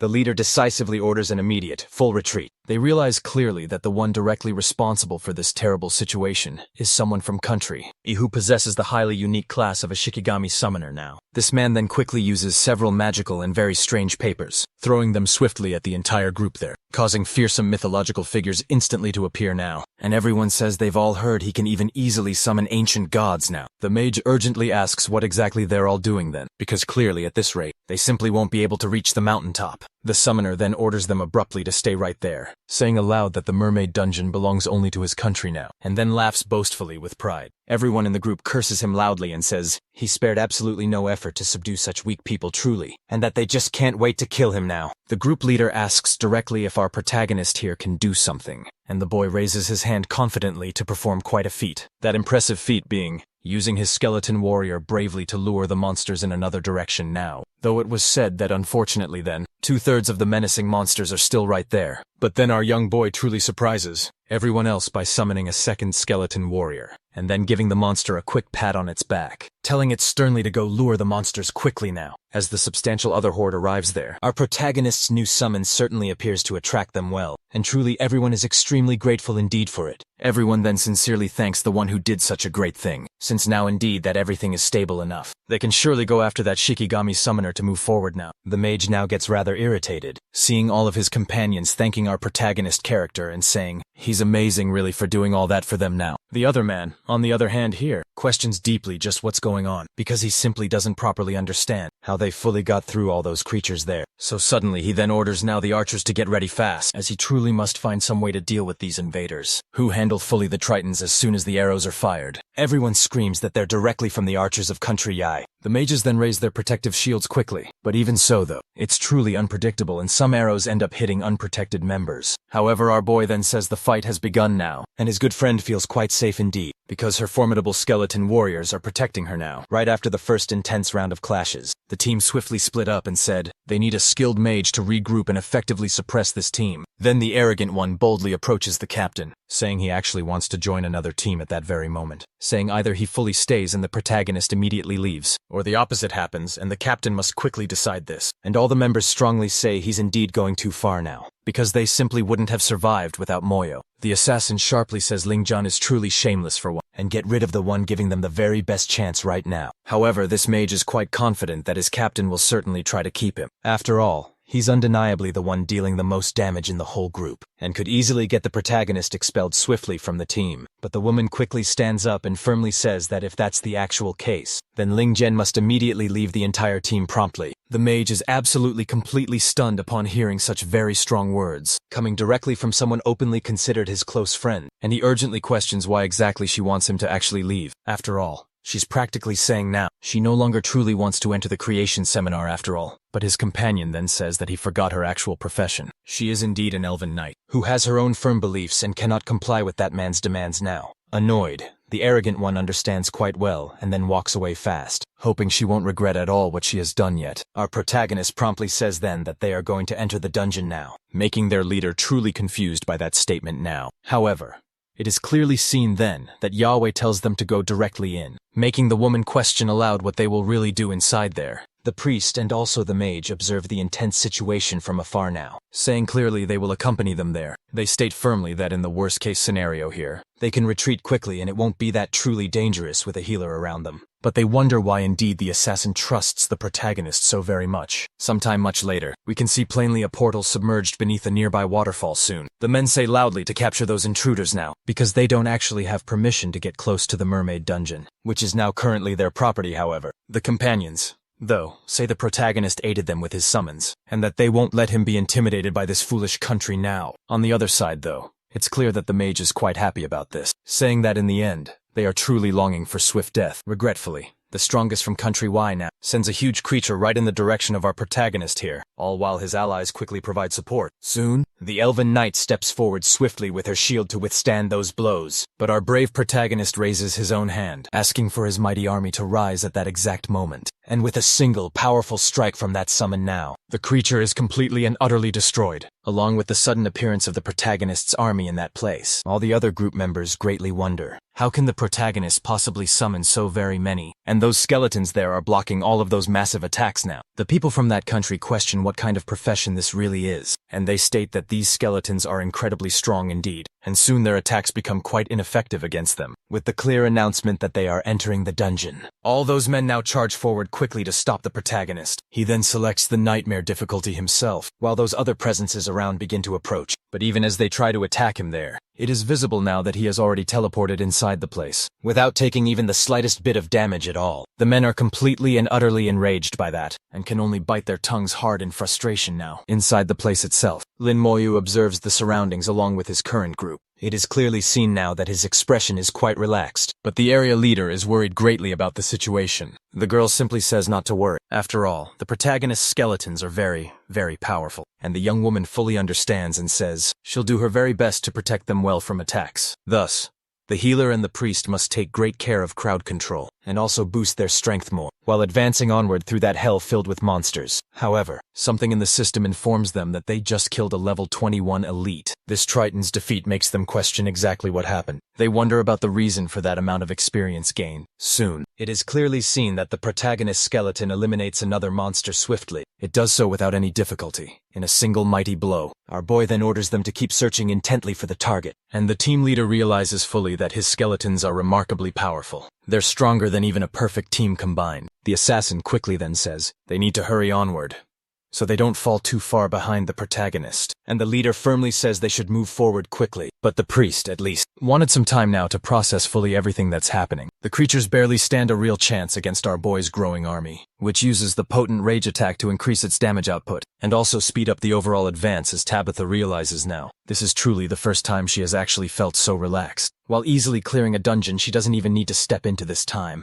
The other two supports simply say they can't really do anything much, and the healer then says, they'll just stay in the back for now and keep going with the tide flow. Suddenly, they end up arriving at a complete dead end ahead, and there are apparently no ordinary dungeon monsters in this particular place. But the keen assassin tells them all to look down below, because the formidable boss seems to be right here and now present. And so we then see a Queen Triton Serpent of level 23 with absurdly high stats. Even higher indeed than the Goblin King that Lin Moya directly faced. The woman there says she'll personally lure the monster in. Our protagonist boldly tells her to stay back because it's quite not necessary. And so Lin Moya's dedicated army quickly jumps down from high above to eliminate swiftly anything that opposes their esteemed master's existence. However, the boss immediately uses a move known as Whip to eliminate those who get too close. Everyone then notices that the massive serpent is incredibly agile still, even within such an unfavorable location around, and thus expertly uses his slowing curse spell. Everyone then notices that the serpent instantly becomes chained at that very moment, with its speed becoming even more obsolete and futile than ever before now. The group leader is truly impressed by this remarkable ability that our boy possesses, which he humbly claims is nothing especially special and is just a necessary support in her thoughtful mind. The girl acknowledges silently that the necromancer class is extremely powerful indeed, and wonders curiously what else it may be able to do. Besides these summons and unique, strong abilities shown, the tenacious snake continues to retaliate fiercely against the ongoing attacks, to survive this onslaught bravely, and uses a dangerous move called Death Strangle now. And upon quickly noticing one of the summoned creatures coming directly in its direction, it spits extremely potent venom rapidly toward the protagonist's party. Skeleton, however, since they are the undead, the poison has absolutely no effect on them, and so the monster attacks the serpent instead now. Soon after, it thrusts its sword deep into its mouth to finish it off completely. Right there, everyone can clearly feel the ground around them collapsing swiftly. And the system informs them all that they have just killed the level 23 Triton, Queen Serpent, and directly receive 50,000 experience points for it too. The priest is in sheer disbelief, because he really did nothing and still gained a lot of experience points. And the assassin tells him to stop talking such nonsense and just keep moving ahead, so he doesn't get left behind now. The elder then says they should follow Lin Moyu closely, as the name of the very last boss was the Queen of the Triton's pet only, so the true next enemy lies straight ahead here. As they all walk onwards, a putrid smell of truly rotten fish is clearly noticeable now in the area, which reveals itself to be a cave, with a grand temple right beneath it there, made completely of ivory inside now. There is a massive number of monsters eagerly waiting at the very site here, which slowly begin to be counted carefully. In total, there are indeed 60 patrols. 180 Tritons patrol now, and all of them are enhanced powerfully. Elite monsters those are. That can't even be compared to one's previous. Our boy there, with a flame held in his very hand, thinks to himself silently that the more monsters there truly are, the better it will ultimately be for him. The leader promptly questions him, asking what he's clearly doing, as his skeletons are remarkably very strong, and even so, he desires to follow a path without strategic thought. It swiftly becomes clear that these creatures are extremely powerful fighters, far more so than any others they have ever faced before at all. They soon use a skill known as Stunning Thrust now, while the skeletons retaliate fiercely with a truly furious attack. The assassin tries to warn him that other patrols are rapidly advancing, and this tense situation could easily get far worse, however. Our boy then raises his strong hand and tells her quickly to cover her ears well, because something unbelievable indeed is clearly about to happen very soon. With that being done fully, Flash suddenly stains the young woman's face completely, and then a huge massive number of system windows dramatically appear quickly, saying clearly that they gained some experience for killing those Triton soldiers now. I truly wonder how such a talent can be so very powerful, and had really never experienced a notification spam quite like this before. Soon now, the palace door finally begins to open wide to reveal the final creature, waiting there for them being the fearsome Triton Queen, a true boss-level monster with devastatingly high overall stats. The protagonist's close friend observes intently for a brief moment, and suddenly begins to fall deeply into a strange trance, and then advances swiftly in that very direction, with her defense completely down and vulnerable, while loudly saying just how beautiful she really is. Our brave protagonist grabs his friend firmly, and his skeletons too. Stop the others quickly from moving forward now, because it's clearly a very strong mind-controlling enchantment. The support then uses a skill called the Powerful Clean's Mind, and wonders now if our protagonist wasn't affected at all. The confused assassin asks what really happened to her back there, because she doesn't remember a thing and everyone around feels quite exhausted. The healer carefully explains that this boss has an enchantment spell, and if it weren't indeed for the protagonist stopping them all, the entire group could have easily been wiped out now. Several bodies indeed can be seen being thrown wildly into the place, and the queen's terrifying aura begins to spread powerfully throughout the area. Her appearance drastically changes to a more slender and demonic form now. At that moment then, She uses a skill powerfully called Terrifying Scream that echoes intensely with the water she releases there. The team leader firmly states that with a normal team anyway, it would possibly take less than an hour even to fully defeat her, but she simply can't predict Lin Moya's movements or what he will do next. The Queen's raw power. Stats are definitely something even the skeletons truly can't compare to at all, and the assassin adds something suddenly that comes to her keen mind. It's almost like a pack of wolves foolishly trying to attack a lion powerfully, where it's surely hard to properly tell who will be the winner soon, and realistically who will eventually be the loser clearly. In this intense fight now, the monstrous creature promptly uses its trident sharply to charge for another creature, and so he throws it hard at one of the skeletal soldiers to decisively finish it off. Quickly. The system then informs him that the skeleton was completely destroyed there, but can fortunately still be revived quickly. The team leader orders the priest sharply to prepare soon, because the intense battle is truly about to begin at any moment now. And indeed, as soon as the protagonist's skeletons start to fall, they will certainly advance. But our young man says there's simply no need for that, and extends his hand forward. Now using the powerful slowing curse, shames promptly spread quickly across the queen's skin surface, covering her entire back and also her torso. As a vital defense, she tries to actively use the wavy waves, ability to fiercely attack them and eliminate the imminent threats. In her castle, it's now visible that the skeletons manage to partially withstand the forceful blow, but sadly some end up being completely destroyed in the intense process. The system readily informs the protagonist quickly that 12 of his soldiers have already been completely obliterated now. At this point in time, the leader states they can't hold out much longer though, and further says that it should soon enough be your turn there, telling Lin Moyu to immediately order the others now to fall back quickly. But the determined boy shouts no loudly and uses his special ability to raise all his soldiers, summoning even more than 87 of them right at that very moment. Everyone now watches this completely insane unfolding scene, unfolding dramatically right in front of them all, and in shock now they question just how this is happening.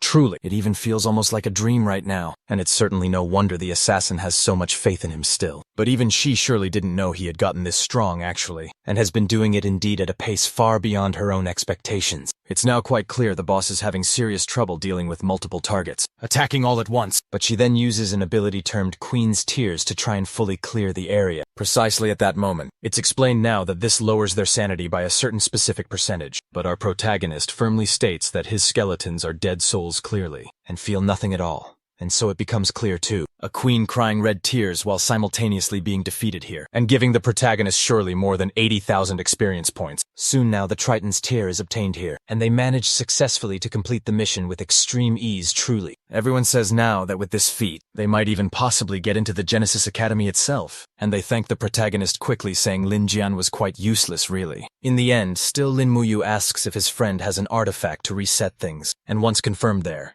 she asks if she's planning something soon, with the item firmly in hand. The girl then says she'll use it now immediately to fully reset the dungeon's cooldown. Everyone outside stands shocked to see our protagonist already left at such speed. Incredibly, not even half an hour had passed by then. Then they start laughing aloud and say they didn't even face anything, and quickly ran away, adding there that the protagonist's skeletons are just for simple decoration. Our boy's companions then say it's fine not to clear the dungeon, because what truly matters now is only his precious life, and urgently they ask him to come back here. However, the mage is quite upset they didn't die and wonders aloud, what's the whole point of truly going as a big group? If they're just simply going to run away quickly like that, then they shout loudly that no one else has entered the dungeon, and that everyone must be much more cautious right now too. And the skilled assassin reassures all of them, saying they can all relax more because the protagonist is with her now. Yell says clearly they'll follow the full plan, and her companion happily agrees there and uses the recharge talisman. Indeed, everyone is quite shocked to be going back in now, because it's truly an extremely rare item, and it was specifically used to enter nightmare mode again. A woman confidently says they can only trust them, to which her companion there excitedly replies that they've clearly already seen Lin Moyu's amazing ability, so they'll certainly be fine. Even in nightmare mode itself, our protagonist heroically was able to clear the entire dungeon with absolutely no difficulty, and so they now relax peacefully for a moment inside the dungeon's depths. The girl honestly hadn't expected the necromancer to help her level up so soon at all, and earnestly tells him now not to give up along the challenging way, to which he firmly says he won't ever. Then she adds that with the remaining charges of the recharged talisman, they'll still be indeed able to clear the formidable dungeon 2 more times again. So they'll strategically take the amazing opportunity to collect all the valuable items. Our boy confidently says it won't actually be hard because with his powerful army, he is truly the very embodiment of sheer speed itself. We all can clearly see the girl has already gained a massive amount of experience now, just with the invaluable help of our incredible protagonist. And suddenly, the Queen's Serpent ends up surprisingly being attacked. Right in the middle of all this now, with extreme agility shown without either of them truly needing to move. With it completely dead, our protagonist says it took him a half hour to get here previously before. But in merely 5 minutes, they broke that very record. The young woman now says the boy is someone truly incredible, to which he replies that they should quickly go to the palace as quickly as they possibly can. Lin Moyu and his closest friends stay in the rear behind, while the skeletons charge head-on at the creatures ahead. Soon now, they use their Fury Strike to fully eliminate them without much difficulty. With that, the guards are already gone, and now the queen is finally going to appear to directly face them in combat. We then see her glorious image emerging clearly in the midst of that place. With turbulent waters swirling, the assassin said she will surely avoid looking at her, so as to not end up being enchanted once again. And then she shouts loudly for Lin Moyu to swiftly advance forward, and now with a clear Pokemon reference, says she chooses him specifically for this important battle now. Our boy promptly then uses his slowing curse ability to effectively prevent complex movements from the fearsome monster. The creature quickly then starts taking massive overall damage due to the corpse explosions triggered expertly by the necromancer, and so the Triton Queen is thus eliminated swiftly. And they finally obtain the precious Triton's tear now, which was definitely their main goal overall. The girl suddenly keenly notices something new, her character level increasing all at once rapidly. She tells the main protagonist that he's incredible for helping her always, and that they definitely should do it all again to collect the rest of the tears quickly. However, the boy keenly thinks back now to when he first met her originally. He was level 10 only, and she was already impressively level 19 then. And after all of this time now, she hasn't changed at all really. Everyone wonders exactly why they left quickly again now, as this particular time it didn't even take a full 10 minutes even. And they now ask how they could waste such a valuable item like that truly. But the girl, upon first hearing those complaints clearly, sticks her tongue right out at them directly, and proceeds to use the powerful artifact to reset the overall cooldown. Then, everyone now is quite surprised that the duo finished at such an advanced speed indeed, and they say that the protagonist is much more capable even than they thought before. Both of them are back now at the location. They start the timer promptly, saying they'll see now if they can be even faster this next time, and the boy thinks she really looks like a speedrun player truly. The two of them quickly and easily manage to eliminate the queen monster, without any real difficulty, beating the goal in 8 minutes and 58 seconds flat. 3/10 faster actually than before now. The boy says they're fully done and that they're going right back now, while his companion is excited greatly to see everyone's faces as they leave now. It's clear indeed that the others are still laughing derisively at them now, saying they're clearly wasting their own chances, and they're betting that they ran away without even seeing a single monster even. Toto then approaches asking quickly if everything was fully obtained now, and the straightforward answer is yes here with a hand signal clearly. Suddenly now they see the whole dungeon disappearing at that exact moment, and they question promptly how that's even possible at all, since it definitely shouldn't happen precisely at that moment now. It's already quickly completely gone really, which would truly be impossible, unless those 3 tears had already been turned in before. They then realize that this was indeed the case with our protagonist, who says they've already finished there, truthfully, and should leave here as quickly as is possible. The red-haired one shouts urgently not to let them escape now, as those items are extremely valuable to them all, and absolutely must be taken back from them immediately. Suddenly, the group is entirely surrounded by all of the men here, ordering them to hand over all the tears immediately right now. Some question aloud how this whole thing is really possible, but with the dungeon completely gone, there's simply no other possibility or explanation, and they start calling them common thieves for taking everything now, the air all around. Our protagonist group truly begins to grow heavy at that precise moment, and then we see the intense, overwhelming presence of someone from a legendary class, staring right at our protagonist with an extremely angry, fierce look. It's quite clear that his face is pale white now, just like a ghost's, and he uses all of his aura to strongly bear down on the elf now. She can only tremble in pure fear upon seeing all this unfold, thinking her swift death is closer now than ever before here. But our brave protagonist decides to then calm her gently down, by skillfully using the powerful Soul Flame spell quickly. At precisely that pivotal moment now, he then fires it fiercely at the massive Shikigami summoned by that man. We see now that the creature is swiftly obliterated completely, without any real chance of true resistance from the intense attack. The man appears surprised and truly angry at same exact time, loudly saying now, they deserve to die now for committing such grave blasphemy here. Then the old man uses his Shikigami summoning with one paper. He quickly summons a massive dark creature that flies in skies. At that dark moment, then he commands the monster to wipe all out, to seize all items as allies say the attack's all useless now, because they won't scratch such massive axe protecting him there. But then, our fine protagonist promptly uses his shadow ability now, and so see the skeletons furiously charging with intense fury, attack and sheer strength exceeding 2700 with a single strike dealt. It is clearly seen that the creature falls heavily to the ground, due directly to the immense damage it ultimately took. Not even our young man truly knew it was so weak, apparently. And everyone claims widely that he's an unprecedented monster now. The summoner ends up receiving all the damage from the defeated Shikigami. That was swiftly defeated at that moment itself. The skeletons onward, on the other hand, continue advancing relentlessly even after having eliminated the massive creature. We can clearly see that the man with tied-back hair spits more ketchup indeed, while keenly feeling the damage from his summons returning directly to him. Our brave protagonist calmly raises his hand high, telling his entire skeleton army to head swiftly toward that enemy to eliminate him now, feeling raw fear in his trembling veins. This terrified man can only scream aloud in despair now, and so he begs his summon frantically to run as fast as humanly possible, swiftly in order to retreat fully and prevent further major problems from occurring. Everyone clearly is surprised greatly by the fact that these summons are extremely powerful indeed, and question deeply the level and also class of our protagonist. However, the one who summons Shikigami himself states clearly that a level 17 necromancer must have awakened some talent to become so incredibly powerful, and decisively says he must report all this critical information. Thus indeed we see our boy being protected fully by his army of undead, with a look conveying maximum threat now. And so these creatures begin to slowly walk toward Yu, those there who are allies of the Shikigami Summer faction. However, one among them realizes the immense danger and says he's out of this situation, simply because he really doesn't want to die, or fight against these horrific abominations of nature itself. Everyone swiftly follows that lead and runs now as fast as humanly possible, since even someone of a legendary class ended up being largely useless. In this tense moment, the members of the protagonist group are surprised greatly to see that he managed to make absolutely everyone flee, and directly say that fighting him would be foolishly throwing their lives away in the end.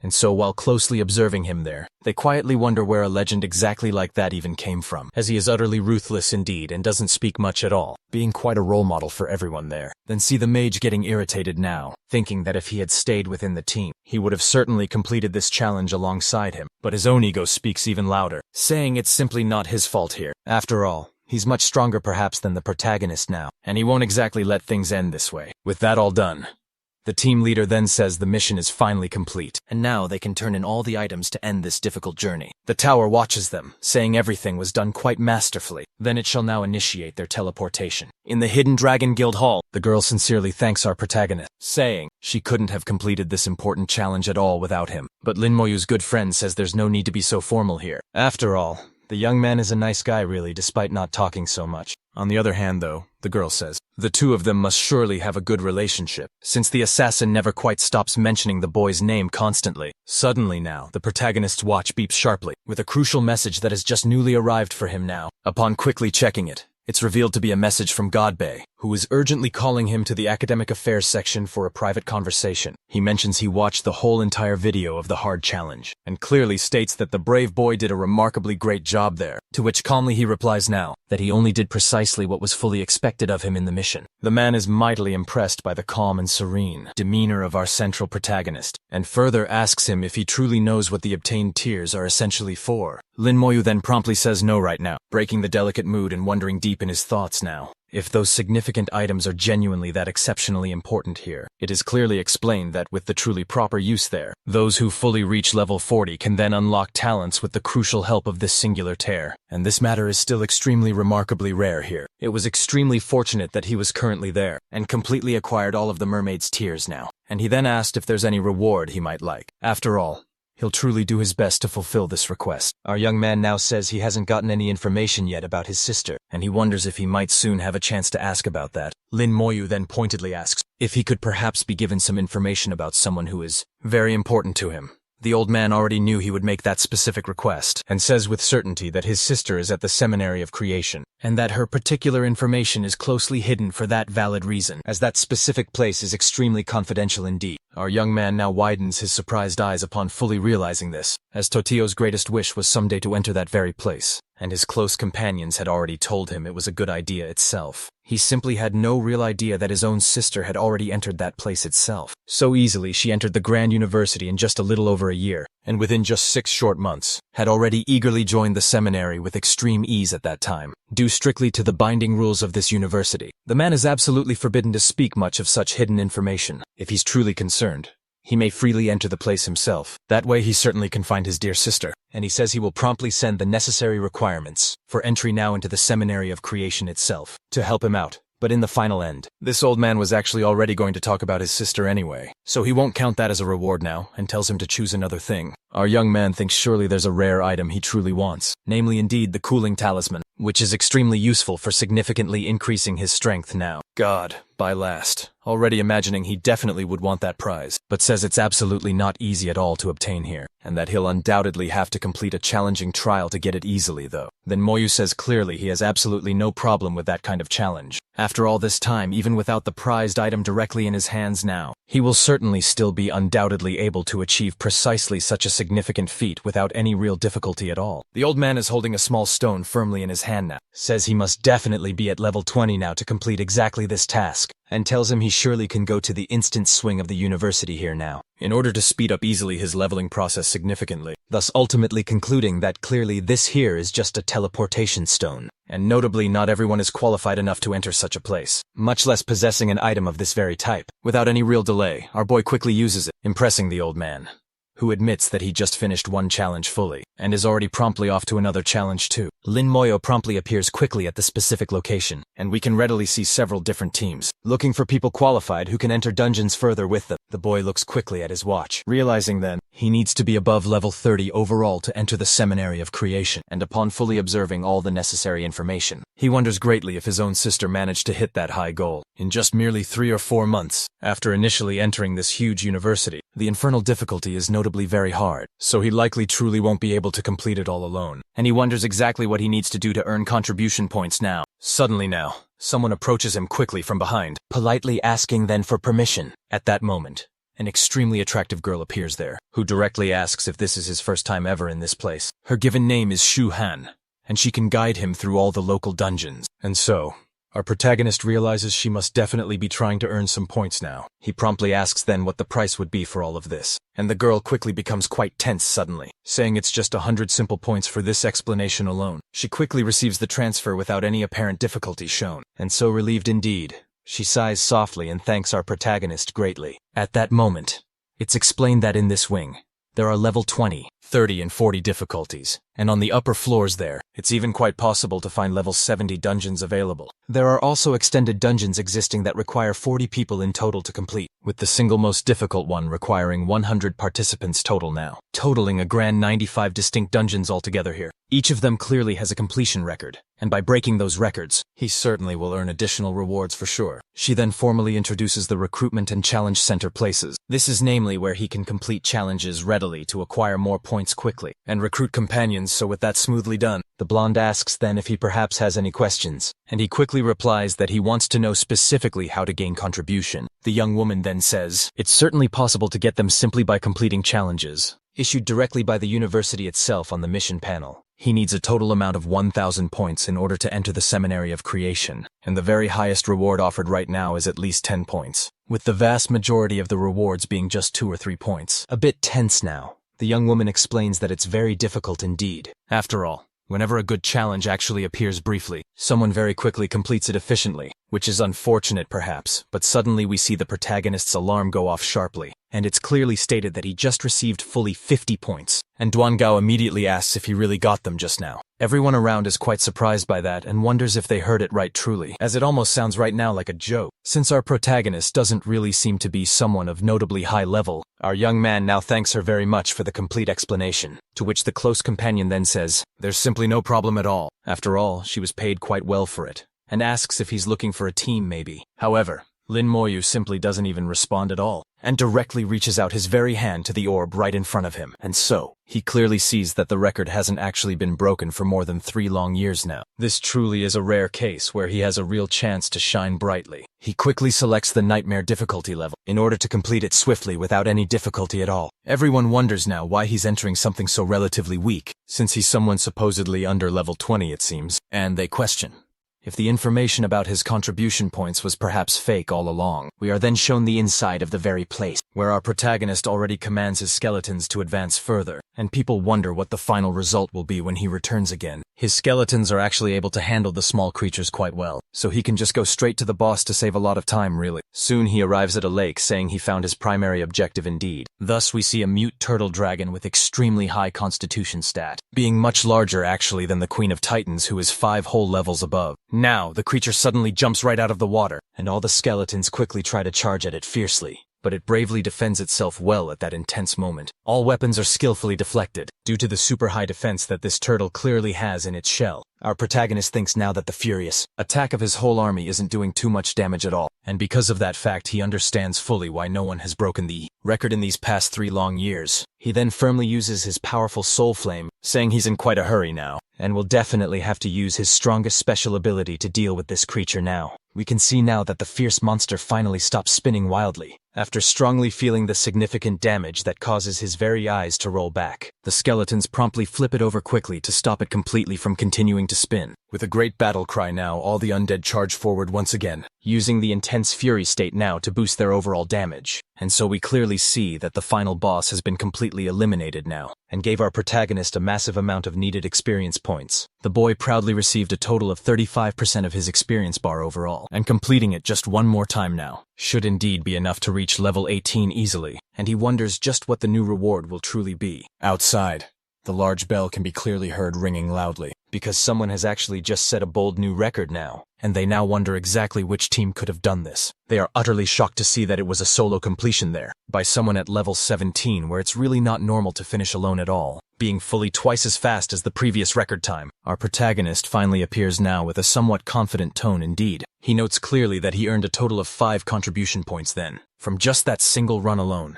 and thinks this is truly the best chance he has now to farm contribution points. Everyone all around is quite surprised that he's returning again, and even far higher level people wonder now if they can follow him closely. As he approaches the mystical orb, he sees it's a dungeon for levels 18 to 21 indeed, which will surely require him to complete the mutant forest one more time now. Everyone around is yet again shocked to now see that he returned so fast, and wonder just if he is really still at stage 17 at this present moment. 30 long minutes later, spectators can see he has indeed come out again, now fully meeting the minimum requirements to move on to the next stage ahead. They are looking intently at the panel. They see this young man set yet another record in under just 35 minutes flat. It's truly astonishing to see a legend emerging right in that very place, and they firmly believe he will also be able to break the prior record. For the spider nest now, our young man intently stares directly at it, and he notices the clear time is very similar to the previous attempt, wondering deeply if that particular team was really quite that weak indeed. He apologizes now for what he's unfortunately about to bravely do, but regrettably,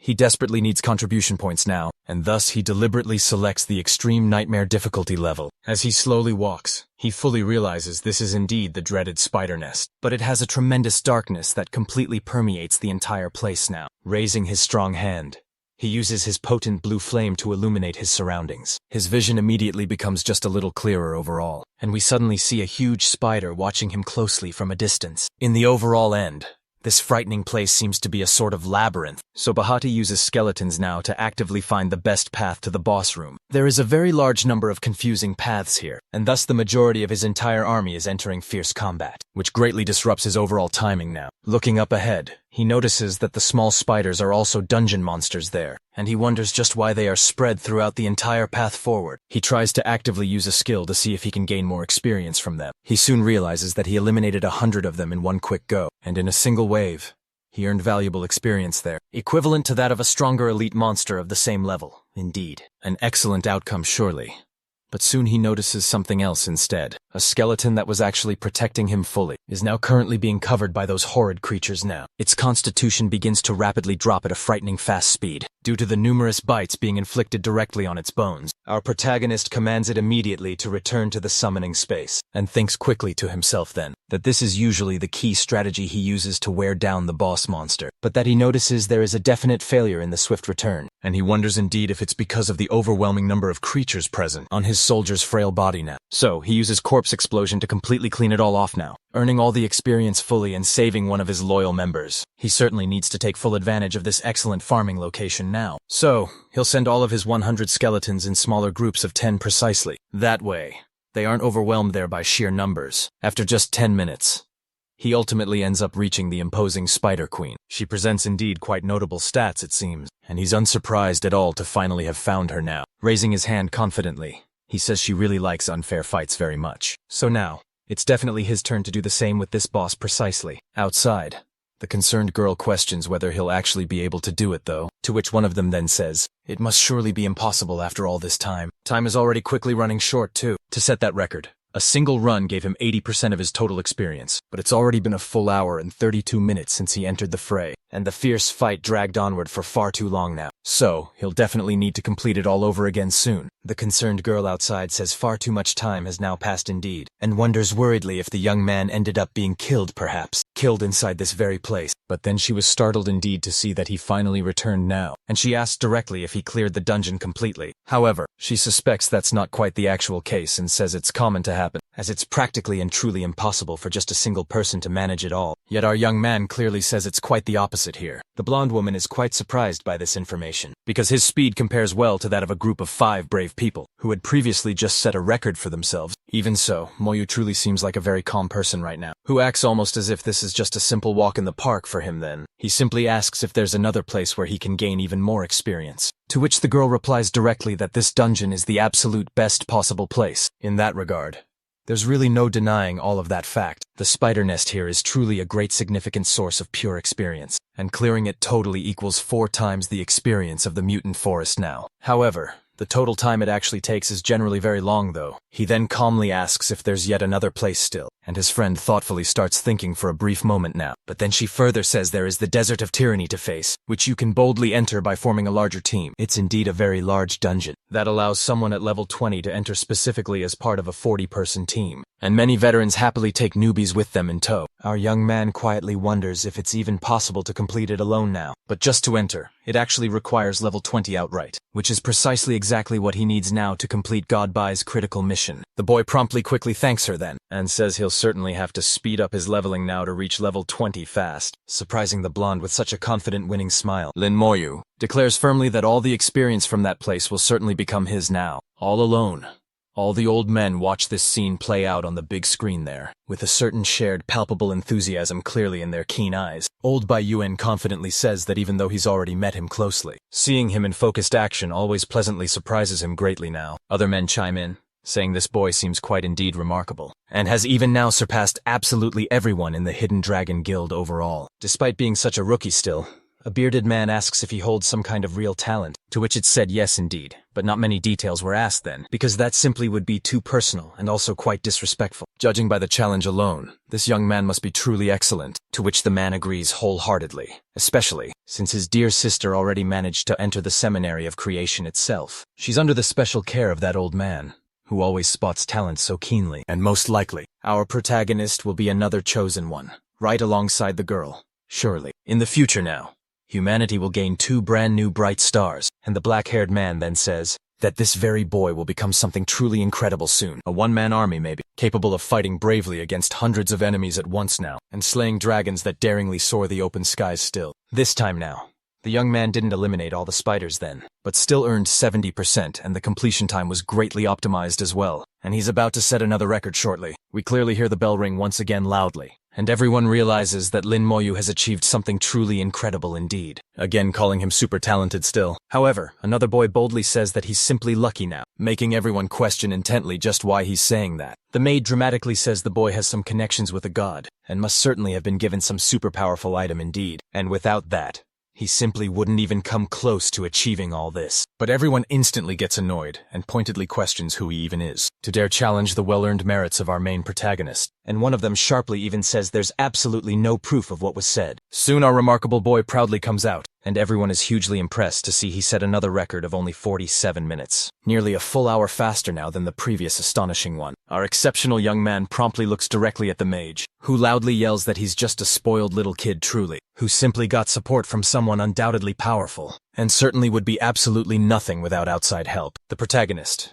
with his quite heavy aura, says he's personally put up with him for far too long now, and thinks deeply to himself that he really can't do what he deeply wants at the academy, with this utter idiot blocking his proper way. However, the guy with his inflated ego boldly says he's not afraid of him at all, but in his inner thoughts he quietly admits his legs are shaking now because he can feel something truly terrifying. Our young man simply turns saying he's already wasted far too much time because of this mere idiot, and urgently needs to reach level 20 today to accomplish all his goals. After some short time the boy raises his strong hand, saying aloud he'll level up swiftly as soon as he finishes this dungeon one last time here. And so we clearly see that by defeating the fearsome monster, he definitely manages to reach stage 20 quickly, and now we'll keenly see the notable change in all his attributes. Most notable indeed for him is that his summoning skill finally leveled right up. And now he surely should take a quick look at the silver grade skeleton warriors. As soon as he immediately does, his spirit is drained now by more than 500, which is an enormous amount certainly. Far more intensely than before, but upon closely observing them now, he realizes their impressive stats are equivalent directly to a tough boss. And surprisingly, even their fury skill has powerfully leveled up too. Its total cost is unfortunately already too high now. And furthermore, his equipment is also sadly becoming outdated. So he should sell it now to at least be able to buy some skill scrolls then. Soon enough we see that he arrives at the Grand Exchange Center, where everyone instantly recognizes him as the legend himself, who set amazing records in the dungeons, and leveled up twice in just one day. He approaches the specific place where he can readily sell his items. As soon as he carefully places them right on the table, he directly asks for them to be dismantled so he can buy beginner skill scrolls soon. The man understands this and asks if he truly won't use any of them now, since at level 20 he might well be able to use some silver grade equipment. Indeed. However, the insightful boy knows he truly needs something far better yet, because these common items just won't be of much practical use later. Even though his current abilities are quite notable truly, they still don't really compare to his inherent talent now. So it's definitely better to look for, surely, a practical way to really make those items far more valuable here. The man kindly asked if he doesn't like the equipment sold with gold either, and keenly suggests he take a quick look at the point shop overall, where there happen to be fantastic unique items always. Upon arriving directly there, the vendor explains that he'll sell them soon, and so the boy should now feel free to browse around. Our young man quickly spots a spiritual longsword indeed. That significantly increases his spirit further, which impresses him. All the equipment there is much better here, and the sets give extra abilities too, but they are apparently very expensive indeed for a beginner. Even cloaks and rings hold great value at his current level right now, which could potentially help increase his spirit amount significantly. The set's effect is even quite interesting in his view now. However, there's really nothing beyond that though, so he quickly loses interest indeed. But suddenly now, he hears some people discussing a weapon worth 50,000 points now, saying it doesn't even have attributes at all, and wondering where that garbage came from originally. However, as he approaches closer, our young man notices the price is extremely high truly, and is sure now that few people in this university will ever be able to afford it here. It's revealed now to be an evolvable weapon after all. It's usable from level 1 and part of the Death Spirit set of items, capable also of summoning a powerful general hero. Our young man becomes quite interested in this weapon, since even his skeleton warriors need a true leader to support the troops, and it's clearly part of a very intriguing set of items. He extends his hand and quickly grabs the handle of that weapon at that very moment, even though it currently has no attributes, and others think it's just trash now. He can certainly see that it's capable of evolving greatly, by absorbing the very souls of abyssal demons specifically, and so he decides, with a slight smile, that he'll definitely take the item with him right now then. The man is impressed and directly asks if he knows the full value of it, and our boy simply says it's no problem at all, and hands over his card quickly. When it runs swiftly through the machine, the older man is stunned now to see he has more than 130,000 points available. Something completely and utterly unbelievable truly. That Sith had been right here in the exchange center for quite a long time, but he never ever thought this would actually be the day it found a new owner finally. Our boy says plainly there are no abyssal demons currently available, so he'll just simply use the skill scrolls instead, and now wonders if he'll get anything truly good. He then holds one scroll and begins his tests soon after, and so he obtains a defensive ability called skeleton armor now, which is quite great for him since with his special talent, the attributes increase unbelievably fast here. He then quickly decides to summon it forth, to test exactly how it would truly work in this situation. As soon as he does that, it becomes quite visible, and it's a spinal column protecting him from any imminent attacks soon. Our young man doesn't seem very impressed just yet, but at the same time, he appears satisfied with his new ability gained, and so he readily uses the other scroll then, which catches his immediate attention and makes his eyes widen slightly now. He then swiftly raises his hand, summoning the new invocation here. It is the Iron Rank Skeleton Mage who has similar stats to him then, but also possesses quite a spirit within, strong enough now to evolve greatly with the Master's power. Now his skeletons can even attack directly from a distance too, and if they keep leveling up and training well, his mages will become increasingly powerful very soon. The next day, he firmly believes his spiritual power has fully recovered now, and it's certainly time to speak with God by now. He then arrives promptly at the room and is asked what brings him precisely there, to which he immediately replies that he has already swiftly reached level 20 now. The man is utterly surprised indeed by this, as that impressive speed of progression is far beyond exactly what he had achieved at precisely the same stage earlier, assumes quickly in his mind that these two brothers are absolutely complete monsters indeed, and smiles slightly saying it's a very simple mission, where he just merely needs help specifically getting his hands on something now. He's certainly been to the instance before this, so he must indeed have encountered the Desert of Tyranny directly, and his grand mission is simply to obtain the Terran's heart wholly, which only drops specifically him at dungeon. It is widely said that the overall place accommodates at least a solid 40 people easily, so there should generally be no difficulty whatsoever for him overall, and if he promptly brings the item within approximately 3 days total, you will definitely help him easily obtain the talisman soon. These very items can obviously even be compared fairly to the instance wing currently. In the end though, the cooldown time for high-level dungeons truly can reach up to a month, and exactly when these instances appear, that's definitely when the equipment really shines. Besides, it's necessary indeed to have this initial item to evolve it fully, and should he manage to complete this crucial mission, he will certainly be guaranteed the process to enhance the talisman greatly. With few quick words, our young man states he will bring the heart back, which naturally makes the man quite happy, and hopeful and confident that he will arrive in good time for the opening event. After a bit of time, we see the long-haired, bearded man arriving and asking directly if he's satisfied with the young man now, to which he simply replies that he is very quiet actually, but that's exactly what he likes most. The old man then says that knowing his unique personality, it is very likely he'll certainly try to do the dungeon completely alone, and he remembers that even Bai entered it at level 30 and truly achieved nothing at all. But it's absolutely indescribable to realize now just how powerful Lin Moyu is truly, especially compared to him at that same time. After some time passes, everyone clearly notices that the legend who broke several records once has indeed returned, and is now heading directly to the Desert of Tyranny, an extensive, quite high-level dungeon. Our young man intently observes the orb, seeing something specific about the Flying Dragon Guild now. And so he says it's really not much different from the Hidden Dragon group, and it actually took 16 long hours to clear it with a total of 40 people involved. The blonde approaches, calling the freshman,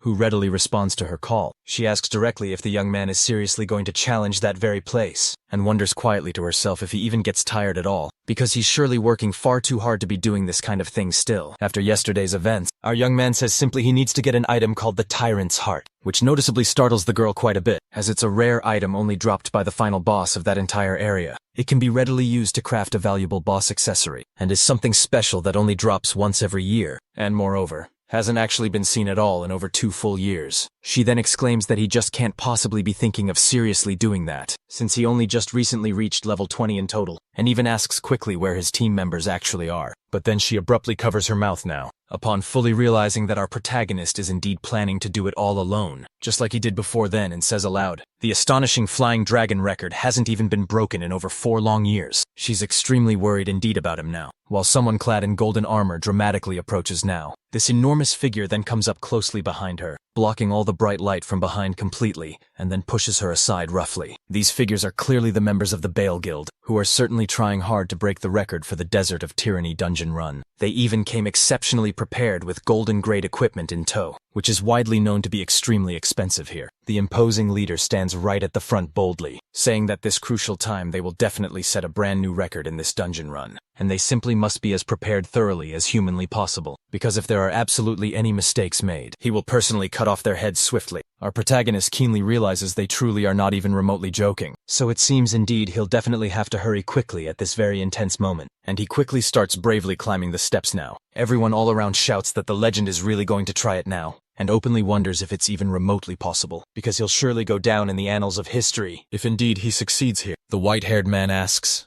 who would be bold enough to do that completely alone? And then further says, this rookie simply must not know the basic rules of the place he's entering. He then urgently tells his companions not to pay attention to him at all, because he's really just a child looking eagerly for death now, and they all should prepare themselves now to enter inside this place. It's now possible to see a vast, expansive desert, covering absolutely the entire ground of the whole environment here, and the scorching sun is positioned directly above now, so it simply won't be possible now to use it to determine any direction. And even considering that the others took a whole 16 long hours, the space must be truly gigantic until even reaching the final boss, so you very soon will need to start to explore it all. And he immediately commands all of his loyal skeletons to go out now and scout ahead, discovering even more now about the surrounding monsters. It surely takes 500 points to enter the dungeon and fully reset the cooldown. It's another 2,000 more, so his impressive 80,000 points simply won't last very long. Suddenly now, he notices that indeed a monster has been found within the region. It's a desert ghost tree specifically, a super-enhanced elite monster for sure, which was something to be quite expected in this very dungeon. A simple creature now has attributes quite similar to a level 24 boss, and further, if he hadn't upgraded his skeletons properly, he would have really wasted a significant lot of precious time there. Soon then, we can see that the soldier manages quite well to eliminate the creature, and sees now that the experience given is absolutely colossal indeed. And further, this place is simply really fantastic for fast farming experience. He then actively uses his strong skeleton armor. I think it's better really to be careful now, since there certainly must be hidden dangers lurking within these dunes. He then quickly starts walking onwards,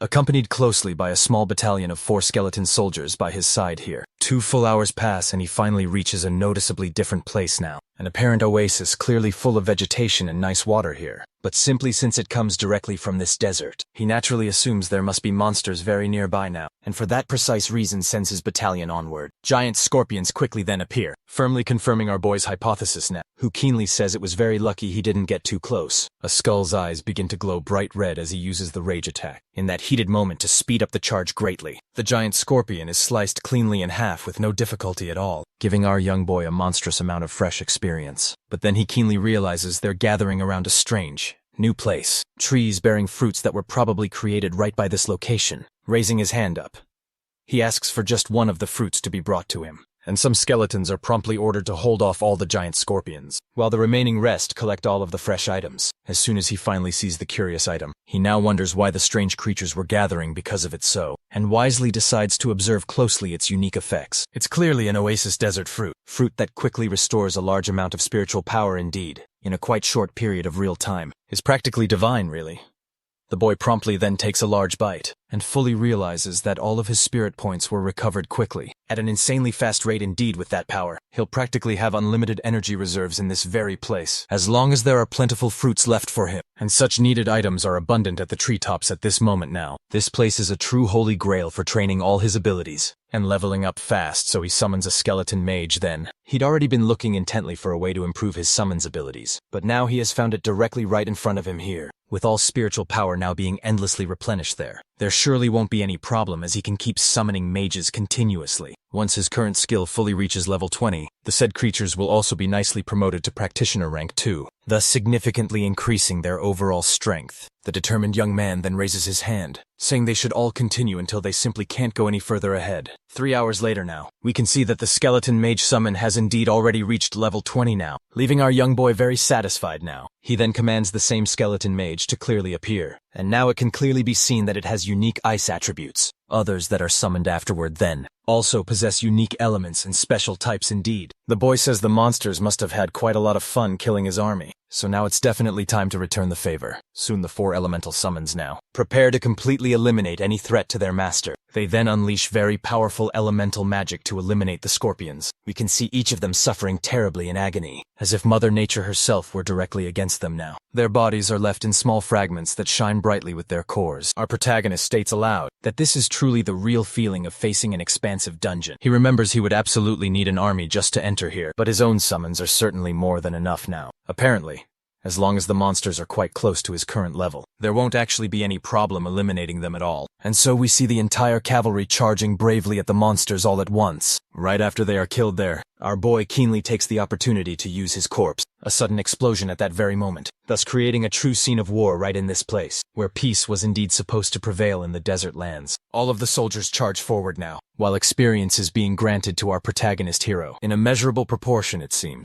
And so we see that the sun is already quite close to setting soon, and the oasis is finally filled now with immaculate silence overall. Our boy is quite surprised to have wiped out all the monsters here. After all, he had even planned a further level up for his other skills. At just this point, his skeleton mages have already been promoted up to silver rank now, so it's time to go directly after the dungeon boss now, to obtain the very heart of tyranny itself. Suddenly, a large wave of smoke arrives fast, amidst several rapid footsteps coming in his very direction fast. He wonders if this is a whole horde or something just like that, and activates his own powerful skeleton armor. He quickly jumps now to avoid being trampled by the creatures, which turn out to be desert soldier ants landing on top of one now. He intently questions where exactly they are being LED to at this moment now, as it all seems strange indeed, but then he's quite surprised to see that they are all following the very same and only direction now, with a clear objective plainly visible, that objective being a truly massive anthill right there, which our protagonist enters directly along with the other creatures, and thus now we can see a winged ant is clearly part of the queen's escort. This likely means that Her Majesty is actually the boss of this dungeon. The fearsome creature directly attacks our brave protagonist, who swiftly defends himself by using his powerful skeleton armor. Right at that very moment, the boy is slightly irritated now by this beast trying hard to hit him, just simply because his special special skill hasn't yet leveled up properly, so he summons quickly all his mages right at that pivotal moment to assist him,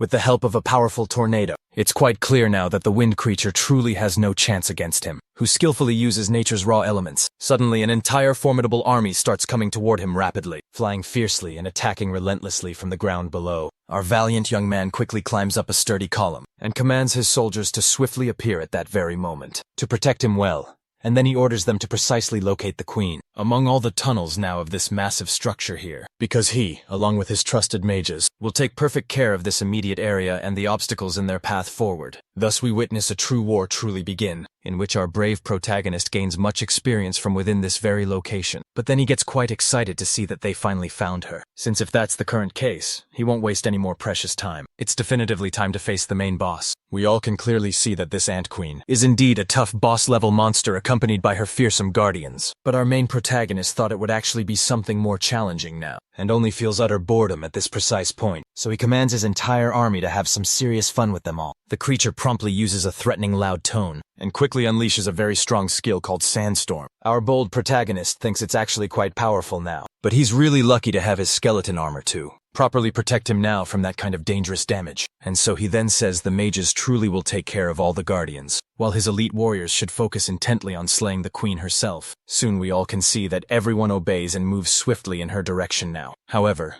the main creature uses a special skill to harden her carapace completely, but it's now clear that all the guardians there begin to be eliminated quickly, without really any problem at all by the powerful mages. Realizing keenly this, the queen uses a special power called Soundwave now, which instantly exterminates several of the skeletons right around her form. She then wraps herself tightly in a cocoon to summon more ants quickly for herself. Our young man now thinks this is truly a huge waste of precious time itself, and commands swiftly his warriors to revive instantly at that precise moment, now, to bravely continue the fierce fight. Suddenly now he realizes that this ability isn't really creating new ones yet. It's simply attracting all the others that were indeed in the large ant hill, directly to their queen.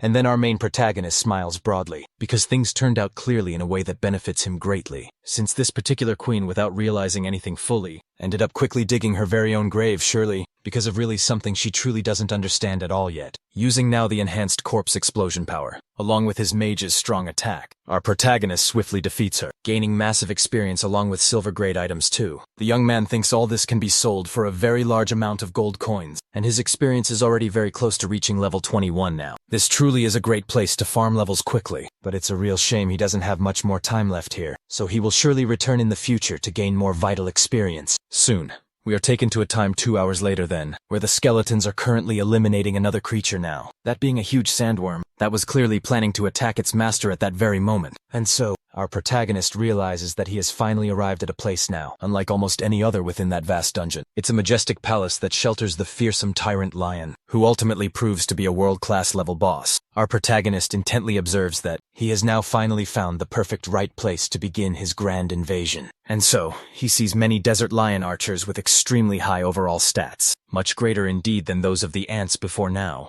Even the warriors themselves are extremely powerful, and have a level even higher than our protagonist does. Their formation too is clean and well coordinated, and he won't quite be able to use that same strategy he used in the Oasis. And the ant hill our protagonist then draws his keen sight, thinking he can also play this very kind of game with his own general, and so he uses his deadly speaker to summon the spirit of the hero that resides within his very weapon. It's quite clear that the massive creature appears at that exact moment, possessing great military strategy skill to assist now in battle. Our protagonist orders his brave soldiers to appear forthwith, to assist him directly in this rather difficult confrontation. Soon enough, the massive creature uses its military strength now, and Lin Moyu commands keenly that they follow its precise orders, to guide the brave soul soldiers and take down the fierce monsters. It can clearly be seen that his growing army is bloodthirsty, and ready now to eliminate anyone directly in their dangerous path. The lion, keenly sensing this monstrous aura there, lets out a loud roar now to alert fully the others. All the archers precisely utilize their long-range shot skills now. This results in thousands of arrows swiftly being launched toward the opposing army. However, they are quickly neutralized now by the mana of our protagonist mages present. It's quite evident now that this raw energy is indeed powerful. Powerful enough now to make even those warriors retreat back. the very moment they happen to see it in the end. It's such a pity though that all the corpses fell inside the castle wall, so he simply won't be able to use his full explosion skill. But he still has others now on the front lines and plans to use them soon. Well, we can clearly see the giant utilizes his special rage strike here, along with all the skeletons now to fiercely attack outward. Our main protagonist now commands half of his mages to actively open the gate, so that he can finally find the true boss soon. But that, he notices,